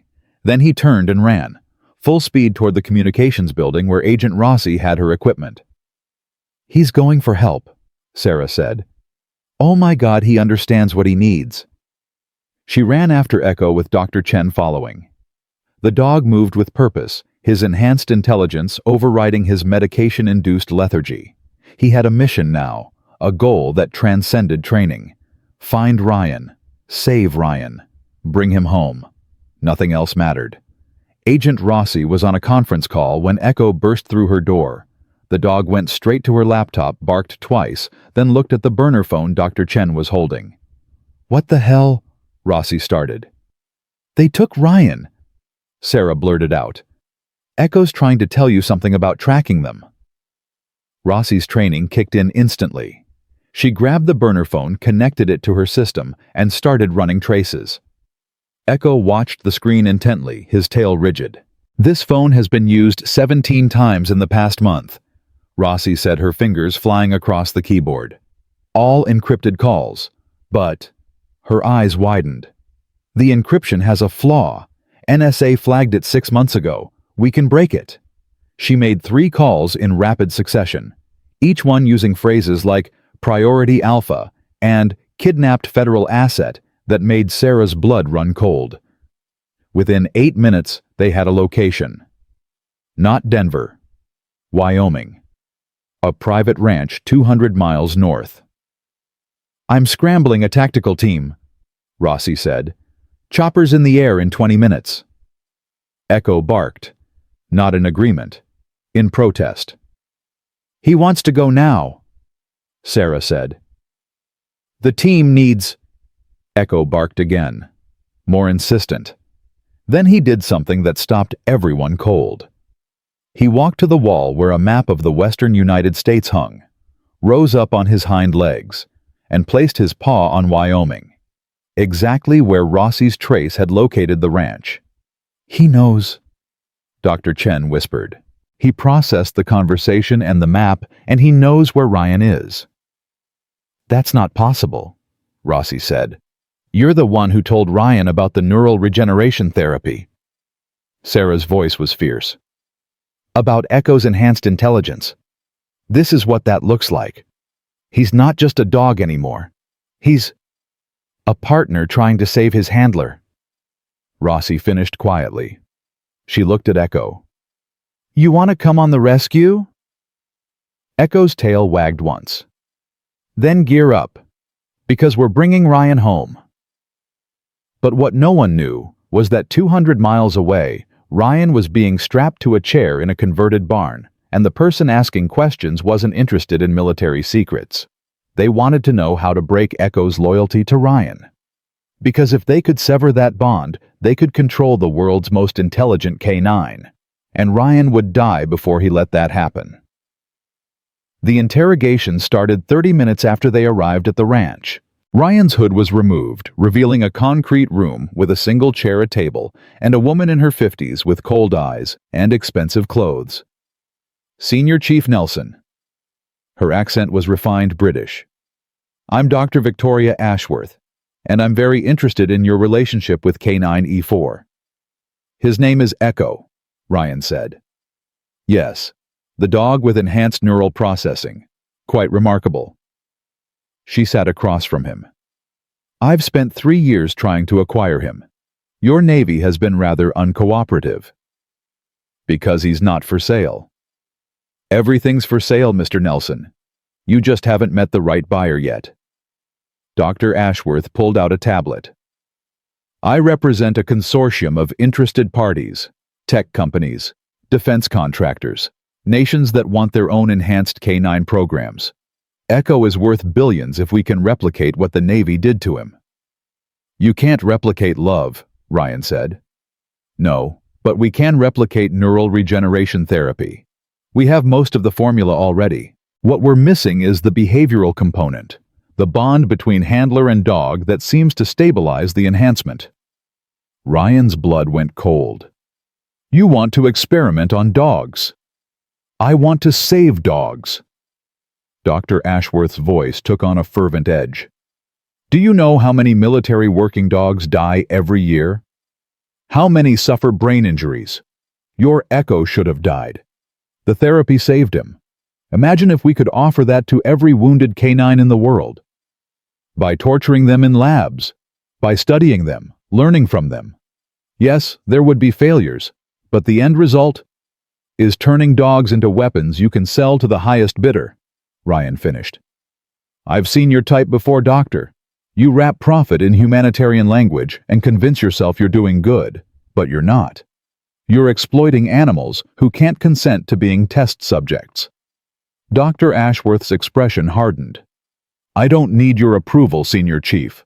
I need your cooperation. Tell me how to break Echo's bond to you. What commands would override his loyalty? What trauma would make him forget you? Nothing. Everyone breaks Mr. Nelson. Not Echo, and not me. We'll see. Dr. Ashworth stood. You have 6 hours to reconsider. After that, we start testing theories, and I promise you, some of them will be quite painful. She left. The door locked. Ryan sat in the darkness and did what SEALs were trained to do. He planned. The zip ties on his wrists were standard police issue. Tight, but not perfect. He'd been working them since the vehicle ride using micro-movements to stretch the plastic. Another hour, and he'd have enough slack to slip one hand free. Then he'd need a weapon. The chair was bolted to the floor, but the table wasn't. Wooden construction. Heavy enough to break bones. And he'd need a distraction. Something to draw the guard's attention while he made his move. But mostly, he needed time. Time for Echo to find him. Because Ryan knew his dog. Knew that enhanced intelligence was working overtime right now. Processing clues. Following scents that were hours old. Tracking with a determination that bordered on supernatural. Echo was coming. Ryan just had to survive until he got there. 4 hours later, the door opened. Not Dr. Ashworth. A man in tactical gear, Russian accent. Boss wants to know if you changed your mind. Tell her I said, the man hit him. Not hard enough to cause serious damage, just enough to send a message. We can do this easy or hard, the Russian said. Your choice. Ryan spit blood. Hard then. The beating lasted 5 minutes. Professional work. Nothing that would cause permanent damage. Just pain. Lots of pain. When it was over, Ryan sagged in the chair, his ribs screaming, his lip split. We'll be back, the Russian said. Next time with questions. You better have answers. He left. The door locked. Ryan waited 60 seconds. Then he moved his wrists. The zip tie had stretched enough during the beating. He pulled his right hand through with a hiss of pain. Free. He stood on shaky legs and moved to the table. Tested its weight. 40 pounds. Solid oak. Perfect. Then he heard something that made his heart stop. Barking in the distance. Not just any barking. Echo's bark. The specific pattern he used for target acquisition during training. His dog had found him. Ryan moved to the door and pressed his ear against it. Voices shouting. Gunfire. The distinct sound of a helicopter overhead. Agent Rossi had come through. More gunfire. Closer now. Someone screaming. The Russian cursing in his native language. Then silence. Ryan gripped the table leg, ready to fight whoever came through the door next. The lock clicked. The door swung open. And there was Echo. The dog didn't wait. Didn't hesitate. He launched himself at Ryan with a force that knocked them both to the floor. Licking his face, whining, pressing close enough that Ryan could feel the dog's heartbeat matching his own. Good boy. Ryan whispered, his arms around Echo. Such a good boy. You found me. Agent Rossi appeared in the doorway, tactical vest and weapon. Senior Chief, we need to move. Building secure, but we're expecting reinforcements. Ryan stood, one hand on Echo's collar. Dr. Ashworth. Escaped through a tunnel system we didn't know about. We'll find her. And Dr. Chen's daughter. Safe. We hit the Denver location simultaneously. She's with her father now. Relief flooded through Ryan. Then let's go home. They moved through the building in tactical formation. Echo stayed at Ryan's side, his enhanced senses processing everything. Twice the dog alerted to threats before Rossi's team detected them. His intelligence was proving its worth with every step. Outside, 2 helicopters waited. One for the tactical team, one for Ryan and Echo. As they lifted off, Ryan looked down at the ranch. At the place where he'd almost lost everything. Again. We can't keep doing this, he said to Rossi. Running from people who want to exploit Echo, fighting off kidnapping attempts. This has to end. I know. Rossi's face was grim. We're working on a solution. What kind of solution? The permanent kind. Ryan didn't like the sound of that. But before he could question her further, Echo pressed his head against Ryan's chest. The dog was trembling. Not from fear, from exhaustion. The medication was finally wearing off completely, and the crash was hitting hard. "Sleep, boy," Ryan whispered. "I've got you." Echo's eyes closed. Within seconds, the dog was unconscious, his breathing deep and steady. Ryan held him as the helicopter flew through the night and made a promise. No more running. No more hiding. No more letting others dictate their lives. It was time to take control of their own story. The question was how. Back at the facility, the handlers greeted them like returning heroes. Sarah hugged Ryan so hard, his injured ribs protested. The other handlers surrounded Echo, checking him over, offering treats and affection. "We thought we'd lost you," Sarah said, tears streaming. "Both of you." "Takes more than kidnappers to separate us," Ryan replied. But his voice was tight, because he knew the truth. It would happen again, and again, until they found a way to stop it permanently. Admiral Cortland arrived 6 hours later, his face grave. "Senior Chief, walk with me." They left the main building, Echo at Ryan's heels. The Admiral waited until they were out of earshot before speaking. "Dr. Ashworth works for a black market tech consortium. We've been tracking them for 2 years. They specialize in acquiring and reverse engineering classified military technology. So arrest her. She has immunity in 14 countries. We can't touch her legally." The Admiral stopped walking, "But we can make Echo too expensive to pursue." "How?" "We declassify him completely, release all data on the neural regeneration therapy, make the science public. If everyone has access to the research, Echo loses his unique value." Ryan felt cold spread through his chest. "You'd give away the ability to enhance military dogs to anyone with a lab?" "We'd give away the knowledge that might save wounded canines everywhere." The Admiral's voice was steady. "Isn't that what you wanted? For these dogs to be treated as more than property, if the science is public, every military canine program in the world gets access to life-saving treatment. That's worth the security risk." And Echo becomes one success story among many, not the only one, not worth billions, just a retired canine living with his handler. The Admiral met Ryan's eyes. "It won't stop all threats, but it'll reduce them significantly." Ryan looked at Echo.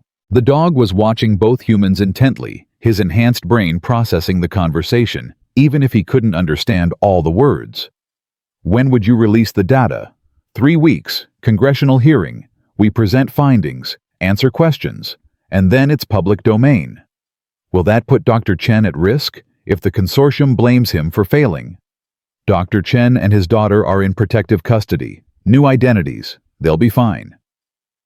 Ryan took a deep breath. It was risky.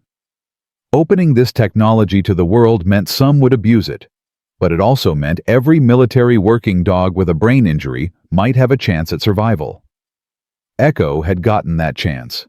Didn't every other canine deserve the same? "Do it," Ryan said. "Release everything." The Admiral nodded. "Then we have 3 weeks to prepare, to make sure when the world learns about Echo's abilities, they also learn about the bond between handler and dog, about loyalty that survives death, about love that's stronger than any enhancement." "How do we do that?" "You tell your story, Senior Chief, all of it. The explosion, the 5 years of grief, the reunion on the pier, the training program, the kidnapping, everything. Let people see what this bond really means." "You want me to do interviews? I want you to be honest." The Admiral's voice softened. "The video of your reunion went viral because it was real. People saw genuine emotion, authentic love. That's what they'll remember. Not the technology, not the enhancements. The bond." Ryan looked at Echo again. The dog's tail wagged once. "All right," Ryan said. "We'll tell our story, but on our terms. No exploitation, No sensationalism. Just truth. Agreed. As they walked back toward the facility, Ryan felt something shift. For 5 years he'd been hiding, being a ghost, letting others control his narrative. Not anymore. He and Echo had a story that needed to be told, a story about loyalty and sacrifice and love that transcended death itself. And if telling that story protected other canines, protected other handlers, prevented other partnerships from being torn apart, then it was worth the risk of being seen. 3 weeks, Ryan thought. 3 weeks to prepare, to get ready, to make sure when they stepped into the spotlight they were ready for whatever came next. Because one thing was certain, the world was about to meet Ryan Nelson and Echo, and nothing would ever be the same again. Part 4. When the World Watches. The interview requests started within hours of Admiral Cortland's announcement. Every major network, every talk show, podcasts, documentary producers, book publishers, everyone wanted Ryan and Echo's story. Ryan turned them all down except one. 60 minutes, he told Agent Rossi. One interview, no editing rights for the Navy, no pre-screening questions, just me, Echo, and someone who will let us tell the truth. Rossi raised an eyebrow. The Admiral won't like those terms. Then the Admiral can do the interview himself. Ryan's voice was firm. I'm not going on television to be a propaganda piece. Either we do this honestly or we don't do it at all. You realize this will air to 30 million people. Good. Then 30 million people will hear what really matters. Echo, lying at Ryan's feet, thumped his tail once in agreement. Rossi made the call. 3 days later, they got confirmation. 60 Minutes accepted all conditions. The interview would be conducted by their most experienced correspondent. No restrictions. No edits without approval. You have 2 weeks to prepare, Rossi said. I strongly suggest you work with a media coach. No coaches, no scripts. Ryan looked at Echo. Just us telling what happened. What Ryan didn't know was that telling the truth would cost him more than he ever imagined. The preparation was simple because Ryan refused to make it complicated.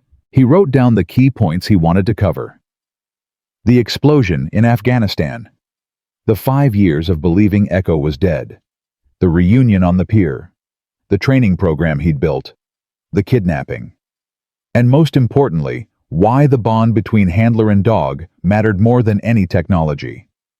Sarah Martinez helped him practice playing the role of interviewer. Why did you sit on that pier for 7 hours? She asked. Because I needed to know if the impossible was real, if the dog I'd mourned for 5 years had somehow survived, and because once I suspected it might be true, nothing else mattered. Not my mission, not my orders, just finding out if my partner was alive. Some people might say that's obsessive. Some people have never loved anyone the way a handler loves their dog. Ryan's voice was steady. When you work with a canine in combat, they're not just beside you, they're inside you. You think together, move together, trust each other with things you'd never trust another human. And when you lose that, his voice caught. It's like losing part of your soul. Sarah wiped her eyes. If you say that on camera, there won't be a dry eye in America. I'm not trying to make people cry. I'm trying to make them understand. But understanding came with a price Ryan hadn't anticipated. 6 days before the interview, Ryan's phone rang. Unknown number. He almost didn't answer. Hello? Senior Chief Nelson. A woman's voice. Young, nervous. Who is this? My name is Jessica Price. I'm calling because... She paused. My brother was on your SEAL team. The night of the explosion. David Price. Ryan's world stopped. David. Young kid from Ohio. Brilliant sniper. 23 years old. Killed in the same blast that should have taken Ryan and Echo. I remember your brother, Ryan said quietly. He was a good man. He wrote about you in his letters home. About Echo. About how you two were the heart of the team. Jessica's voice trembled. I'm calling because I saw the video of your reunion, and I need to know something.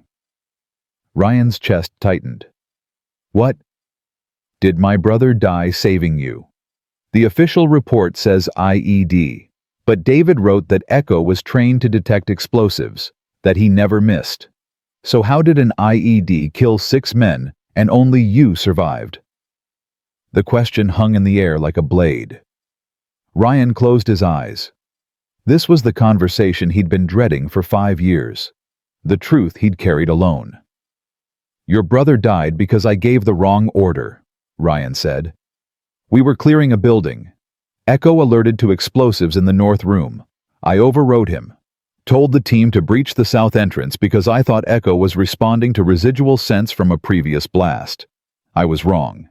The explosives were in both rooms, rigged to blow when triggered from either side. David went south because I ordered it. He died because I didn't trust my dog. Jessica's breathing was ragged. The Navy never told us that. The Navy classified it, blamed equipment failure, protected me because they needed me for another mission. Ryan's voice was raw. But the truth is 6 men died because I second-guessed my partner. Echo tried to warn me. I didn't listen. And he still pushed me out of the way when the charges blew, still saved my life even though I'd failed him. Silence on the other end, long and painful. Jessica, I am so sorry about your brother. He deserved better than to die following my orders. Did you love him? Her voice was small. Did you love your team? Yes, every single one of them. Then tell that story. Jessica was crying now. When you go on television, don't just talk about your reunion with Echo. Talk about the men who died. The families who lost sons and brothers and husbands because of that explosion. Make sure people know the real cost. Ryan's throat was too tight to speak. My brother loved you, Senior Chief.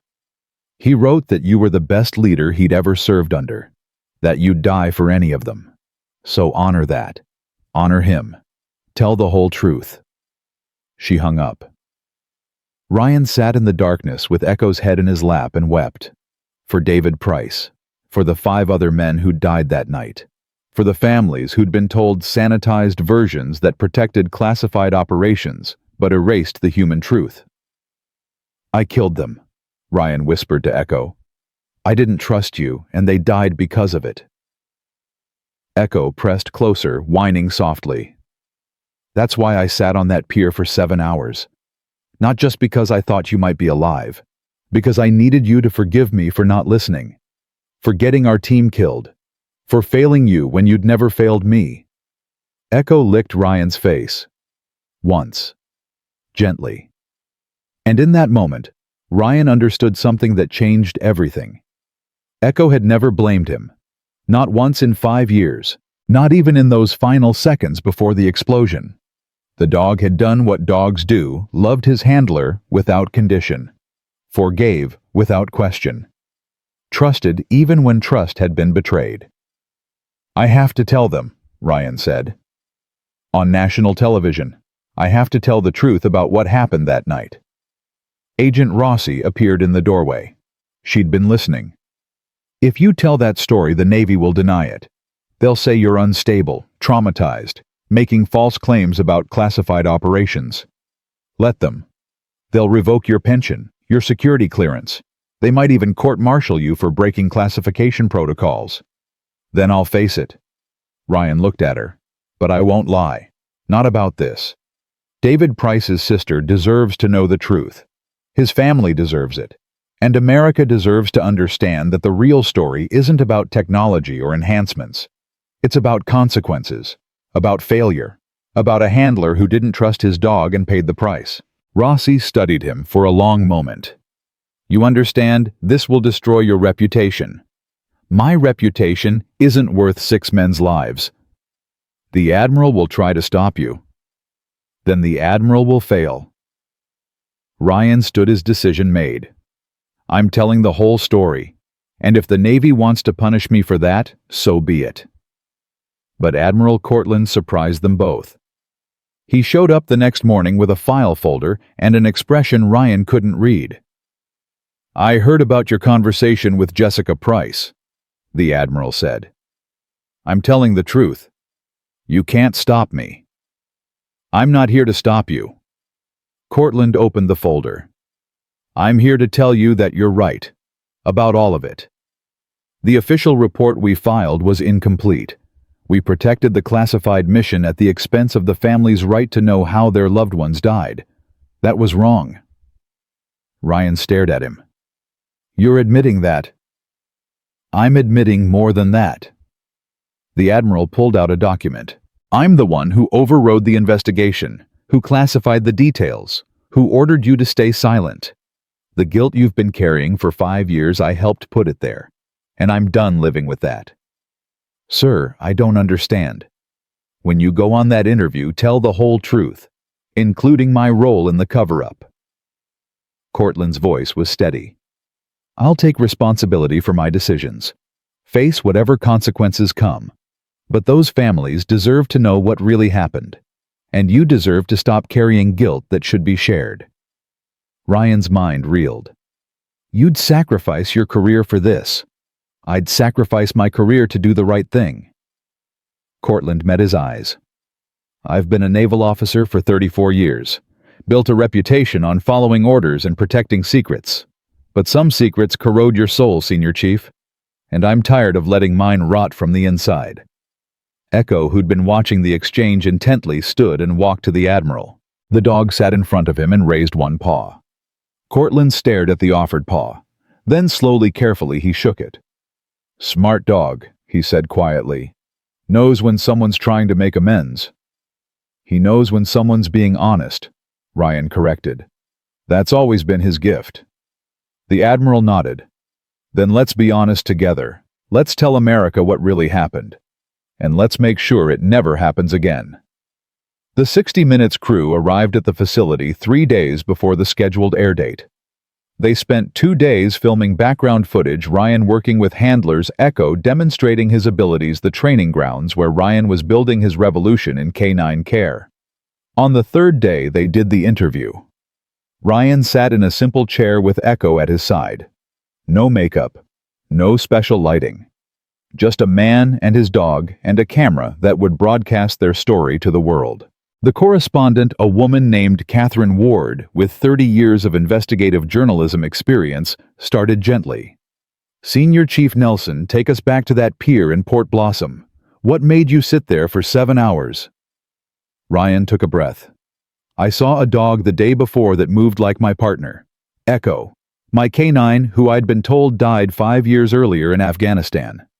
I couldn't be sure it was him. But I needed to know. So I sat where I knew the canine unit would pass on their daily patrol. And I waited. For 7 hours. I would have waited 7 days, 7 years, however long it took. Why? Ryan looked at Echo. Because he's not just a dog. He's my partner, my brother, the one who saved my life. And if there was even a chance he was alive, I couldn't walk away without knowing. Tell us about the night he saved your life. This was it, the moment of truth. We were on a mission in Afghanistan, clearing an insurgent stronghold. Echo alerted to explosives. Ryan's voice stayed steady.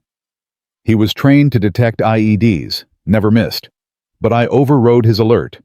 Told my team to breach a different entrance because I thought he was responding to old scents. I was wrong. Both rooms were rigged. When we breached, everything exploded. Catherine leaned forward. How many men did you lose? 6. 6 good men who trusted my leadership and died because I didn't trust my dog. The official Navy report blames equipment failure. The official report is wrong. Ryan met the camera directly. I'm responsible. I gave the order. And one of those men, David Price, 23 years old from Ohio, deserves to have his family know the truth about how he died. They all do. Catherine's expression showed she understood the significance of what Ryan was saying. You're breaking classification to tell this story. I'm honoring the men who died. Ryan's voice was fierce. The Navy classified their deaths to protect a mission, But those 6 men and their families deserve more than classified files and sanitized reports. They deserve the truth. Even if it costs you everything. Especially then. Catherine turned slightly. Admiral James Cortland is here today. Admiral, what's your response to these allegations? The camera panned to include Cortland sitting in a separate chair. Senior Chief Nelson is correct, the Admiral said. The official report was incomplete. We classified details to protect ongoing operations, but in doing so, we failed the families of those 6 men. That was my decision, my responsibility, and I'm here to take accountability for it. Catherine's eyebrows rose. This wasn't what she'd expected. You're confirming a cover-up. I'm confirming that we prioritized operational security over transparency. That was wrong. And after this interview airs, I'll be submitting my resignation and requesting a full investigation into the incident. Ryan's head snapped toward the Admiral. They hadn't discussed resignation.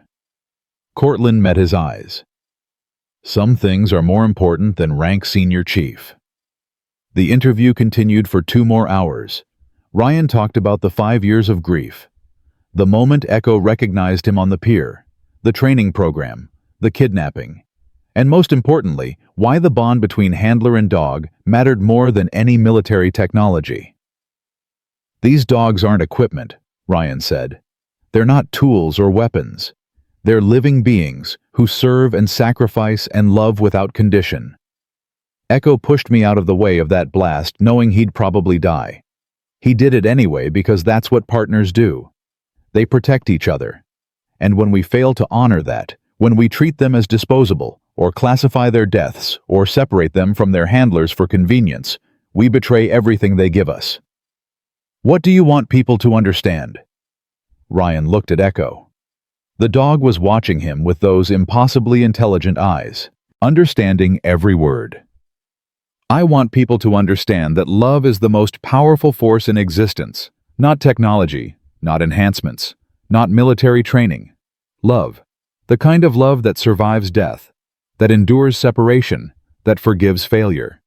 Echo loved me even when I got our team killed. He never stopped, never quit. And when he finally found me again, after 5 years, that love was still there, unchanged, unbreakable. Catherine was wiping her eyes. Her cameraman was too. That's the real story, Ryan continued.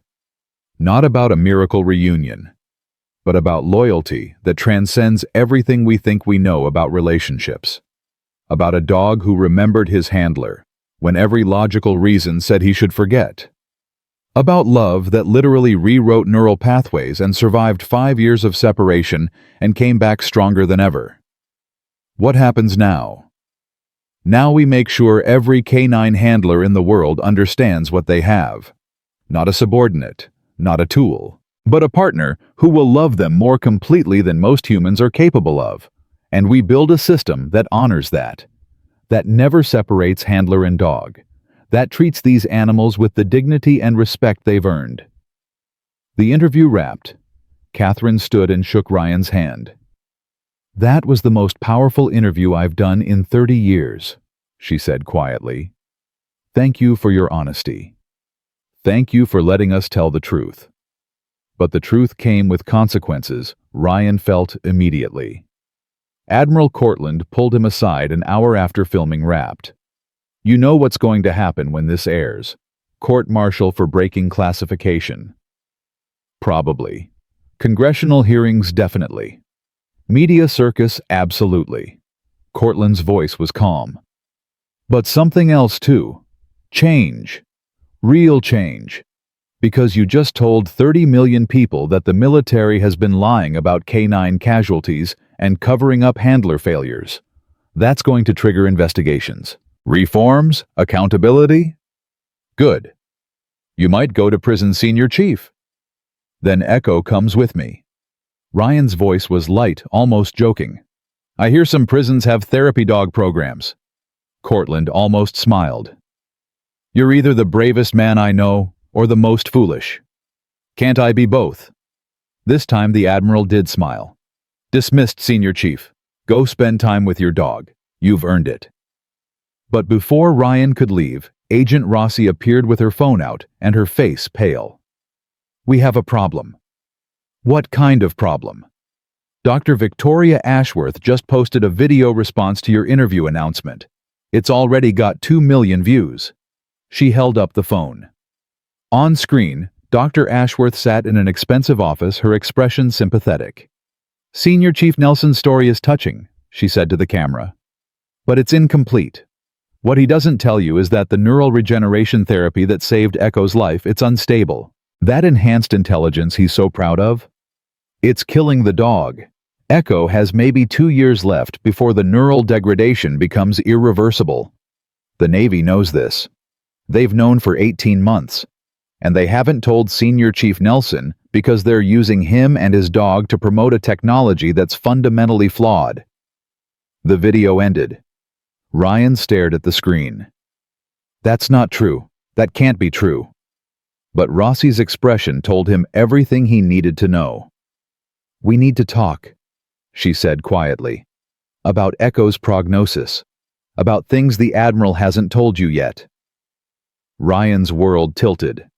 "How long have you known?" "6 months, maybe 7. "And you didn't tell me." "The Admiral's orders.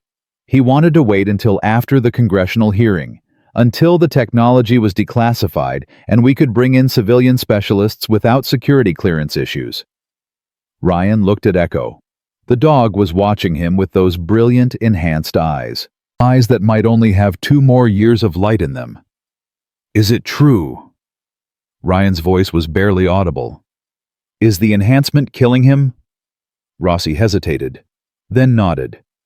The neural regeneration therapy worked, but it accelerated his brain's metabolic processes. He's burning through neurons faster than his body can replace them.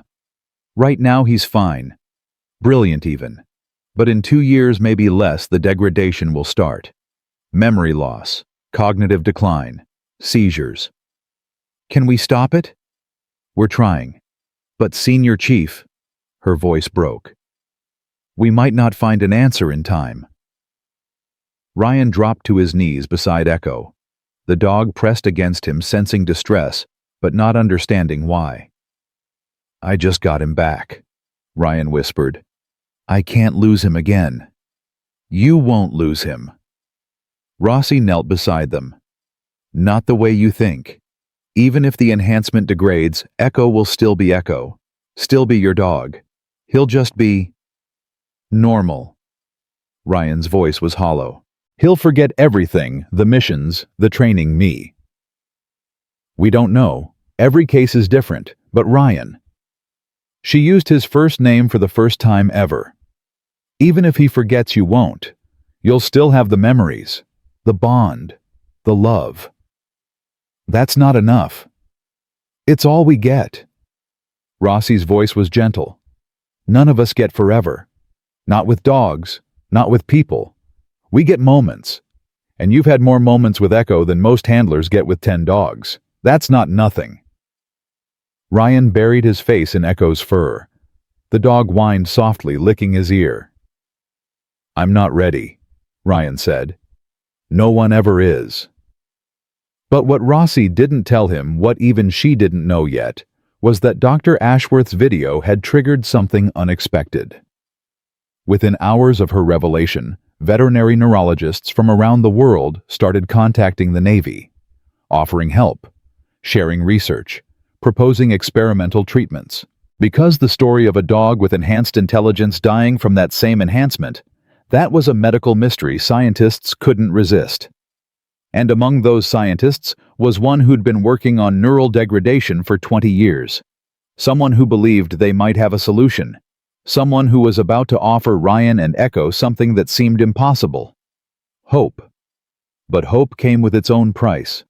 And that price would test Ryan in ways that even combat never had. The call came at 3 in the morning, 2 days before the 60 Minutes interview was scheduled to air. Ryan answered on the second ring, his hand already on Echo's collar. Years of combat training made him instantly alert. "Senior Chief Nelson?" A woman's voice, accented, German maybe. My name is Dr. Christina Volker. I'm a neurologist at the University of Zurich. I need to talk to you about your dog.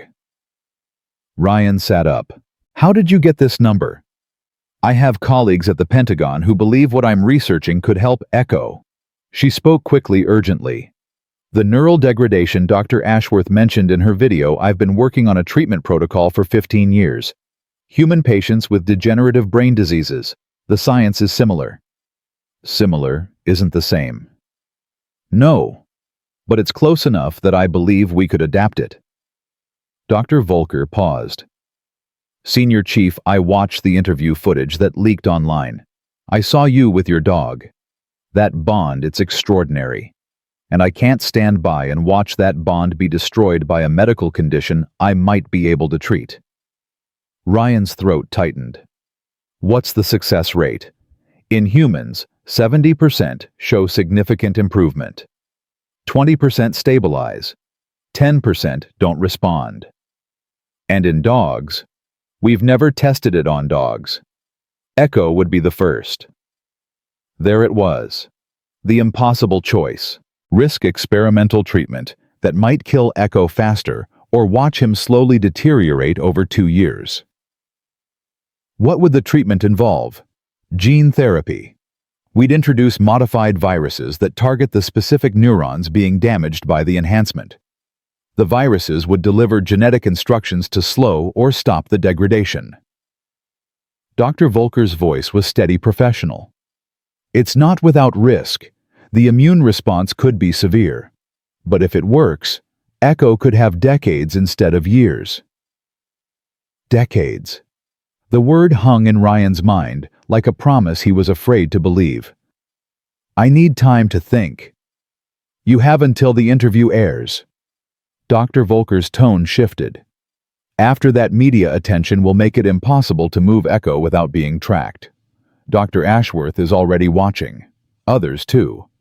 If you want to try this treatment, it needs to happen in the next 48 hours, quietly, before the world knows where you are. She gave him a number to call back and hung up. Ryan sat in the darkness with Echo's warm body pressed against his leg. The dog was sleeping peacefully, unaware that his life hung in the balance of a decision his handler had to make alone. Agent Rossi appeared in the doorway like a ghost. I heard your phone ring. You're monitoring my calls. I'm protecting you. She moved into the room. Who was it? Ryan told her. Everything. The treatment. The risks. The impossible timeline. Rossi listened without interrupting. When he finished, she sat down heavily. This is exactly what I was afraid of, she said quietly. The moment Echo's condition became public, every researcher with the experimental protocol would come out of the woodwork. Some legitimate, some not. How do you know Dr. Volker is who she claims to be? I don't. Then how can you trust her? I can't. Ryan looked at Echo. But I also can't watch him die without trying everything. Even if it's risky. Even if it might be a trap. It could be Dr. Ashworth. Setting up another kidnapping attempt? Then she'll have to get through me. Ryan's voice was steel. And this time, I'll be ready. Rossi studied him for a long moment. Then she pulled out her phone. Give me 2 hours. I'll verify Dr. Volker's credentials, check her research, make sure she's legitimate. If she is, I'll help you get Echo to Zurich without being followed. And if she's not, then we find another way to save your dog. Rossi stood. You're not alone in this, Ryan. The handlers you train, they're family now. They'd die for you and Echo. So would I. Remember that. She left before Ryan could respond. Echo woke up, yawned, and looked at Ryan with those brilliant eyes. The dog tilted his head, sensing something was wrong. We might have to take a trip, boy, Ryan whispered. Somewhere that could help you. Or hurt you. I don't know which, but I can't. His voice broke. I can't lose you again. Not when there's even a chance. Echo pressed his head against Ryan's chest. Trusting. Always trusting. And Ryan made his decision. Whatever it took. Whatever the risk. He would try. 2 hours later, Rossi returned with a tablet full of information. Dr. Christina Volker is legitimate, she said. Published researcher. 17 peer-reviewed papers on neural regeneration. Her treatment protocol has been approved for human trials in 3 countries. No connections to Dr. Ashworth or any black market tech groups we can find. So she's real. She's real. But Senior Chief. Rossi hesitated. Her success rate. The 70%. That's with human patients who've had years of progressive disease. Echo's condition is different. Faster. More aggressive. There's no way to predict how he'd respond. But there's a chance. Yes. There's a chance. Ryan called the number Dr. Volker had given him. She answered immediately. Senior Chief, have you decided? If we do this, what's the timeline? You fly to Zurich tonight. We run preliminary tests tomorrow. If Echo's physiology is compatible, we start treatment tomorrow night. The gene therapy takes 72 hours to integrate. Then we wait to see if his body accepts it. And if it doesn't, then you'll have days with him instead of years. But they'll be good days. Comfortable, surrounded by people who care. Dr. Volker's voice softened. I won't let him suffer, Senior Chief. That's my promise. Ryan looked at Agent Rossi. She nodded slowly. All right, Ryan said. We're coming. Pack light. Tell no one. I'll send coordinates for a private airfield. Be there by 1800 hours. She hung up. Rossi was already moving. I'll arrange transport. Cover story. Everything. You focus on Echo. But as Ryan started packing, Sarah Martinez burst into the room with her phone out. Sir, we have a problem. A big one. Ryan's stomach dropped. What? Someone leaked the full interview footage, all 3 hours. It's online, everywhere. The video about the explosion. The Admiral taking responsibility. Your confession. Everything. Ryan grabbed her phone. The footage was everywhere. YouTube, Twitter, TikTok, news sites. In less than 2 hours, 40 million people had watched Ryan tell the world about his failure. About the 6 men who'd died. About the Navy's cover-up. How did this happen? We don't know, but Senior Chief... Sarah's voice was urgent. You need to see the response. She pulled up Twitter. The hashtag, #RyanandEcho, was trending #1 worldwide. But it wasn't angry or accusatory. It was overwhelming support. Veterans were posting their own stories of K9 partners. Gold Star families were thanking Ryan for his honesty. Active duty handlers were posting pictures with their dogs and the caption, Brothers Forever. They're not angry at you, Sarah said, her voice thick with emotion. They're inspired. You admitted failure and it made you more human, not less. You honored the fallen and it gave their families closure. She wiped her eyes. You changed everything. But Ryan barely heard her. Because one comment caught his eye. From a username he recognized. Jessica Price, Ohio. Thank you for telling the truth about my brother. Now he can finally rest. And so can I. Ryan's hands shook as he read it. David Price's sister. The woman who'd called demanding truth. She'd gotten it. And instead of hating Ryan, she was grateful. I don't understand, Ryan whispered. You gave them honesty, Agent Rossi said from the doorway. In a world full of spin and cover-ups and politicians protecting their careers, you told the truth, even though it destroyed you. That's heroic. Not despite your failure. Because of it. But there was no time to process. Because Ryan's phone rang again. This time, Admiral Cortland. Senior Chief, where are you? At the facility. Why? Stay there. Lock the doors. We have a situation. Ryan's blood went cold. What kind of situation? Dr. Ashworth knows about Dr. Volker. She just posted another video claiming the treatment is a trap. That Volker is working with her to kidnap Echo. She's calling on her followers to stop you from leaving the country. Is that true? Is Volker working with Ashworth? We don't know, but Ryan. The Admiral's voice was grim. There are protesters gathering at every major airport, armed groups claiming they're protecting Echo. It's chaos. You can't fly commercial. I'm not flying commercial. Private airfield, classified location. Ashworth has resources. She might know about that too. You need military escort. That'll draw more attention. Then what's your plan? Ryan looked at Echo, at Sarah, at Rossi, at the handlers who'd started gathering in the hallway, all of them armed, all of them ready to fight. My plan is to trust the people who've never let me down. Ryan's voice was steady. I'm taking my dog to Zurich, and anyone who tries to stop me will regret it. The Admiral was silent for a long moment. I'm sending a team anyway. They'll shadow you. If things go wrong, they extract you. Thank you, sir. Ryan. The Admiral used his first name. Bring him home safe. That's the only plan I have. The drive to the airfield was supposed to take 40 minutes. They made it in 25 with Sarah driving like she was still in Afghanistan dodging IEDs. Echo sat in the back seat with Ryan, his head in his handler's lap.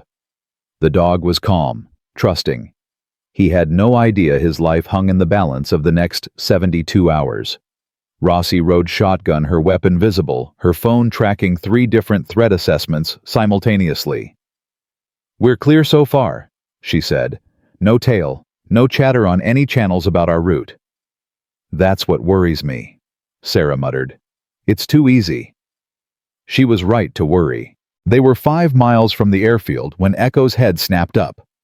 His entire body went rigid. A growl rumbled in his chest.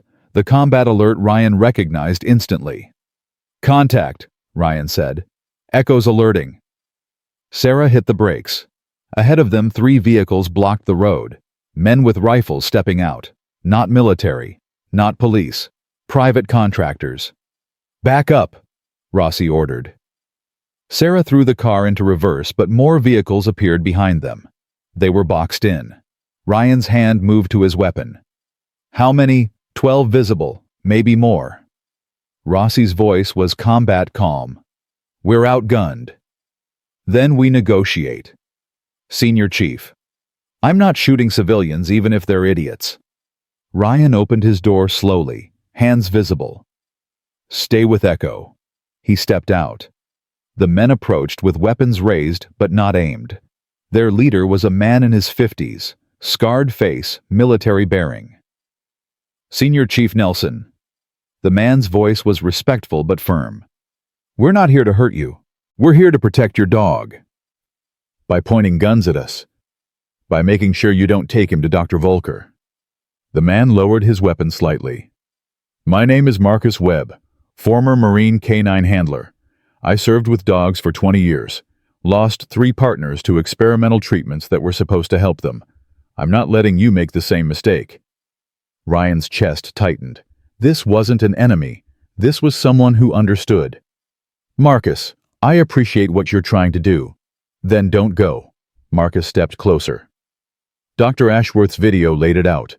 Volker's treatment has a 30% mortality rate in the first 72 hours. 30%. That means there's a 1 in 3 chance your dog dies on the table. Is that a risk worth taking? Yes. Why? Because the alternative is watching him die slowly over 2 years. Watching his brilliant mind deteriorate. Watching him forget me. Ryan's voice broke. I can't do that. I'd rather risk losing him fast than watch him fade. Marcus's expression cracked. I watched my last dog fade. Took 18 months. He stopped recognizing me in month 14. It was the worst thing I've ever experienced. Then you understand why I have to try. I understand why you want to. Marcus looked at the vehicle where Echo's head was visible in the window. But that dog trusts you completely. Are you honoring that trust by risking his life on experimental treatment, or are you being selfish because you can't handle losing him? The question hit like a physical blow. Because Marcus was right. Ryan was being selfish. He knew it, but he also knew something else. Echo pushed me out of the way of an explosion, knowing he'd probably die. Ryan said quietly. He chose to risk his life because that's what partners do. Now it's my turn. I'm choosing to risk his life because there's a chance, even a small one, that he gets decades instead of years. That's not selfish. That's love. Marcus stared at him, then slowly lowered his weapon completely. You really believe that? With everything I am. Then go. Marcus turned to his men. Stand down. Let them through. Marcus! One of the contractors protested. I said stand down. Marcus's voice was command authority. This man loves his dog more than his own safety, more than his career, maybe even more than his life. Who are we to stop that? The contractors lowered their weapons, moved their vehicles. Marcus walked to Ryan and offered his hand. I hope Dr. Volker is as good as she claims, because if she's not, you're going to live with this decision forever. I'm already living with the decision that killed 6 men. Ryan shook his hand. I can live with this one too. They drove the final 5 miles without incident. The private jet was waiting, engines running. Dr. Volker had been true to her word. But as Ryan lifted Echo into the plane, Agent Rossi grabbed his arm. There's something you should know, she said. I ran deeper background on Dr. Volker. She's legitimate, but she's also desperate. Her funding was cut 6 months ago. Her research is dying. If she saves Echo, it proves her treatment works. That brings money, grants, recognition. Ryan felt cold spread through his chest. You're saying she needs Echo to succeed. I'm saying her motives aren't purely humanitarian. Rossi met his eyes. That doesn't make her evil, but it means she might take risks she shouldn't. Push boundaries she wouldn't normally cross. Do you think I should turn back? I think you should know the whole truth before you put your dog's life in her hands. Ryan looked at Echo. The dog was watching him with those brilliant, trusting eyes. The whole truth is, I've been making impossible choices since I was 23 years old, Ryan said. Deploy or stay home. Follow orders or question them. Trust my instincts or trust my training. And every single time I've chosen wrong just as often as I've chosen right. But Echo, his voice cracked. Echo has never chosen wrong, not once. He's always trusted me. So I'm going to trust this, even if it's the wrong choice, even if I regret it. Because doing nothing is also a choice, and that's one I can't live with. Rossi nodded slowly. Then I'm coming with you. You don't have to. Yes, I do. She climbed into the plane.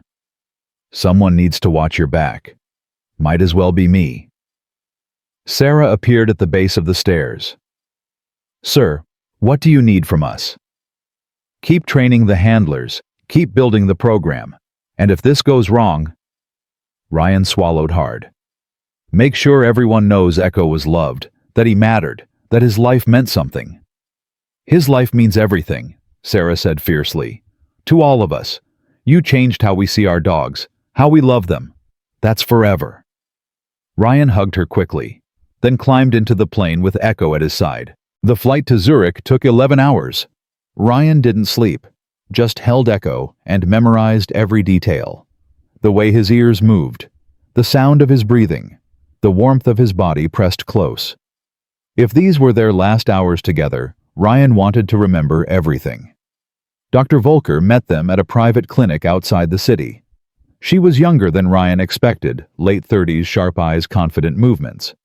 She knelt in front of Echo immediately.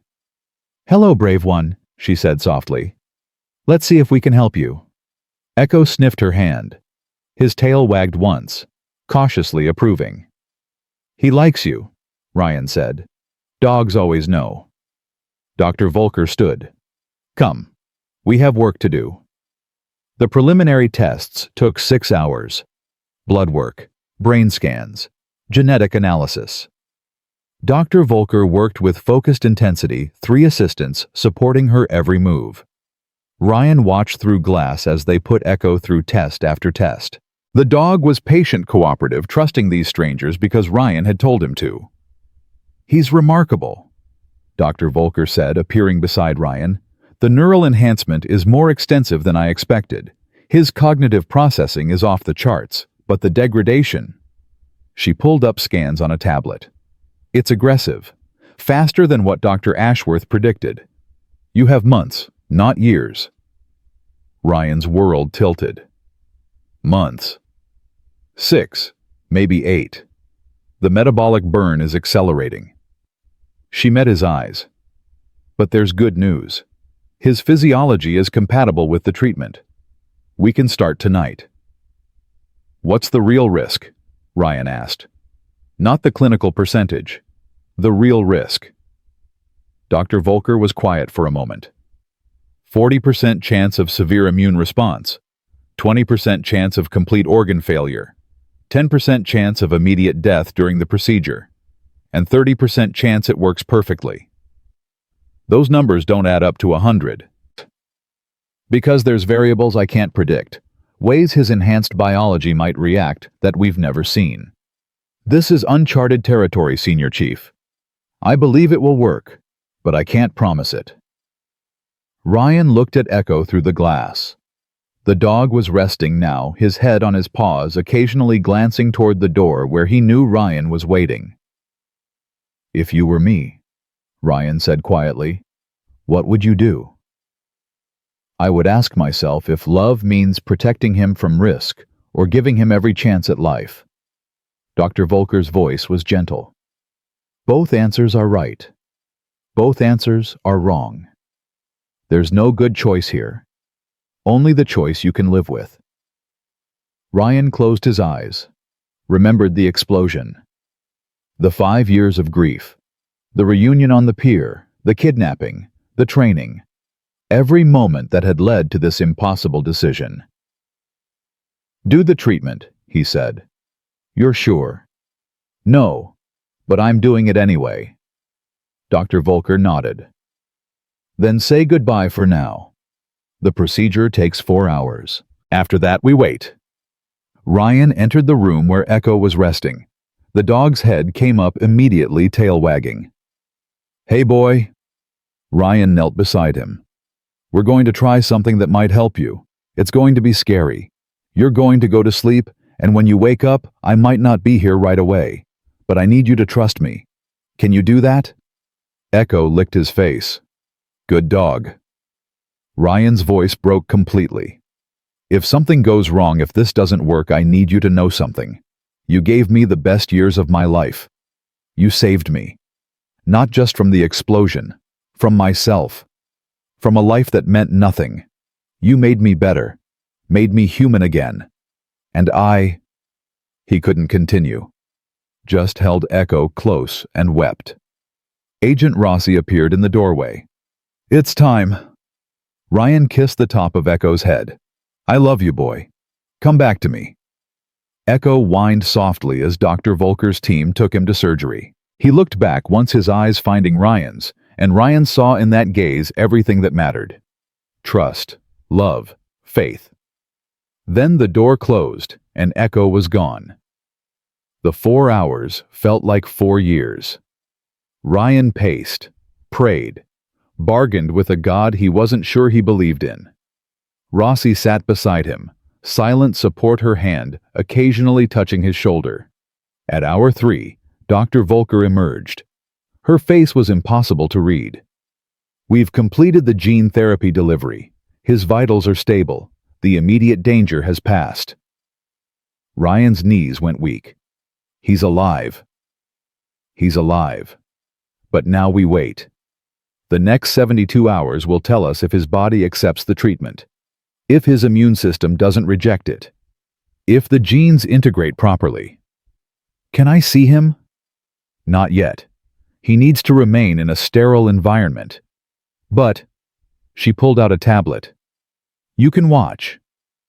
The screen showed Echo lying on a surgical table, his chest rising and falling with steady breaths. Monitors tracked his heart rate, brain activity, oxygen levels. Everything looked normal, but normal didn't mean safe.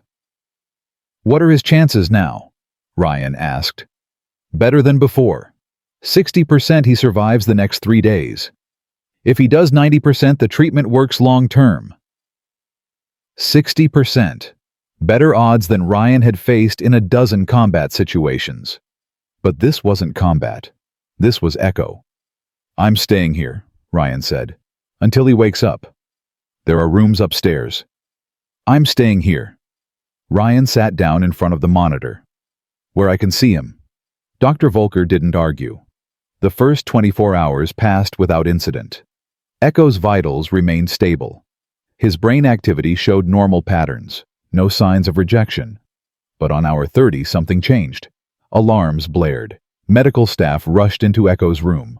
Ryan stood frozen, watching as they worked over his dog. "What's happening?" he shouted. Dr. Volker was already running toward the surgical suite. "Immune response. His body is recognizing the gene therapy as foreign. We need to suppress it before—" She disappeared through the doors. Ryan pressed against the glass, watching as they injected medications. Adjusted machines fought to save Echo's life. The dog's body was seizing, his heart rate spiking and dropping erratically. "He's crashing!" someone shouted. Time slowed. Ryan watched the heart monitor flatline, watched them start chest compressions, watched his entire world end for the second time. "Don't you dare," Ryan whispered. "Don't you dare leave me again." 30 seconds of CPR. A minute. 2 minutes.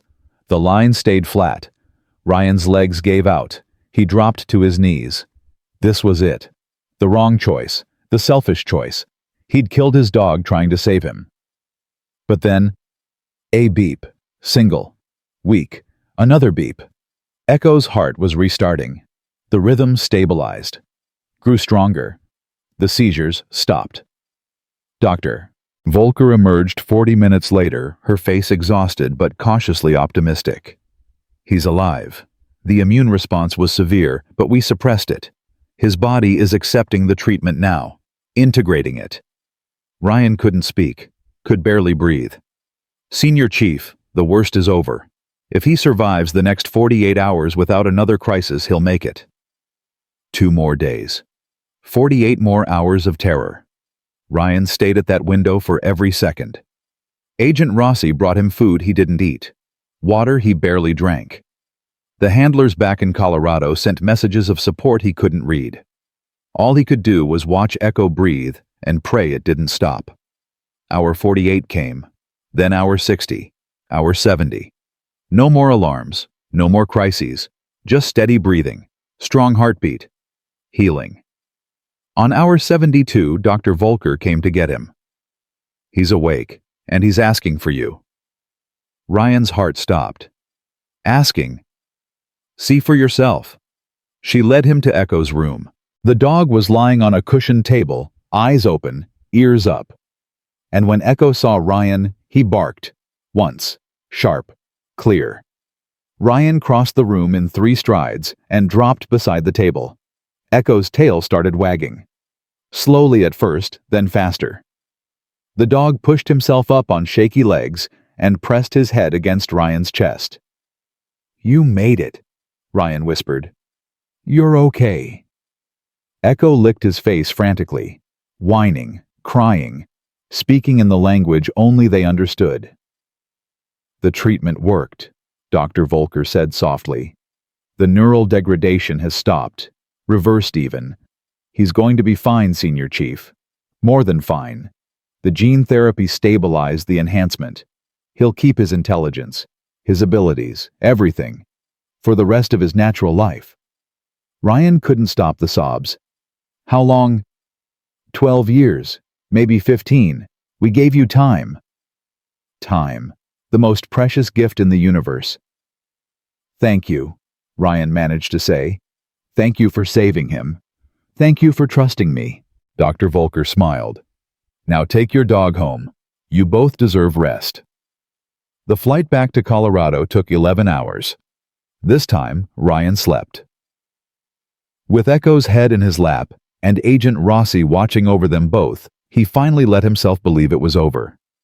They'd survived. Against impossible odds. Against every prediction. Against death itself. When they landed, Sarah and all 15 handlers were waiting. They'd made a banner that read, "Welcome home, heroes." Echo barked at them, his happy bark full of joy, and every handler dropped to their knees, some crying, some laughing, all of them surrounding Echo with love and welcome. "You did it," Sarah said to Ryan.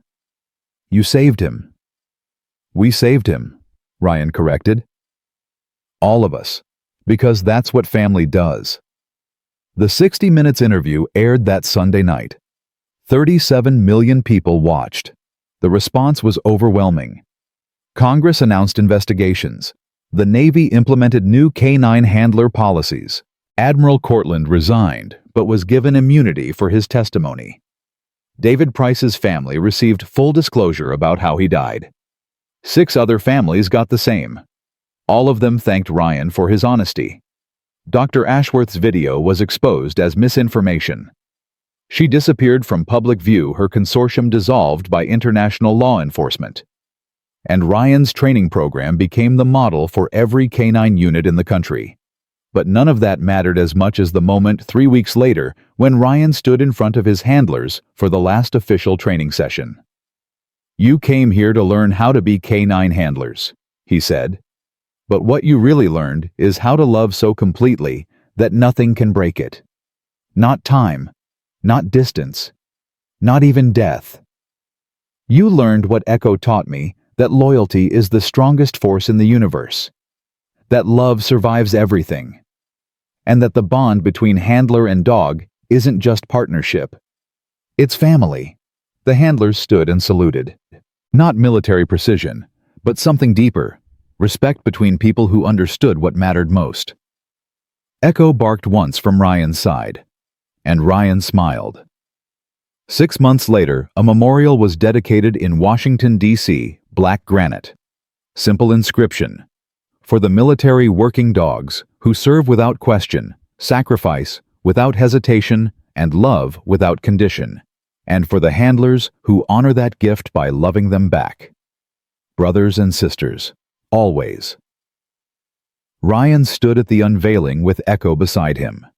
Gold Star families surrounded them, handlers with their dogs, veterans who understood what this memorial really meant. Admiral Cortland approached no longer in uniform, but still carrying himself with military bearing. "You changed everything, Senior Chief." "Echo changed everything," Ryan corrected. "I just told his story."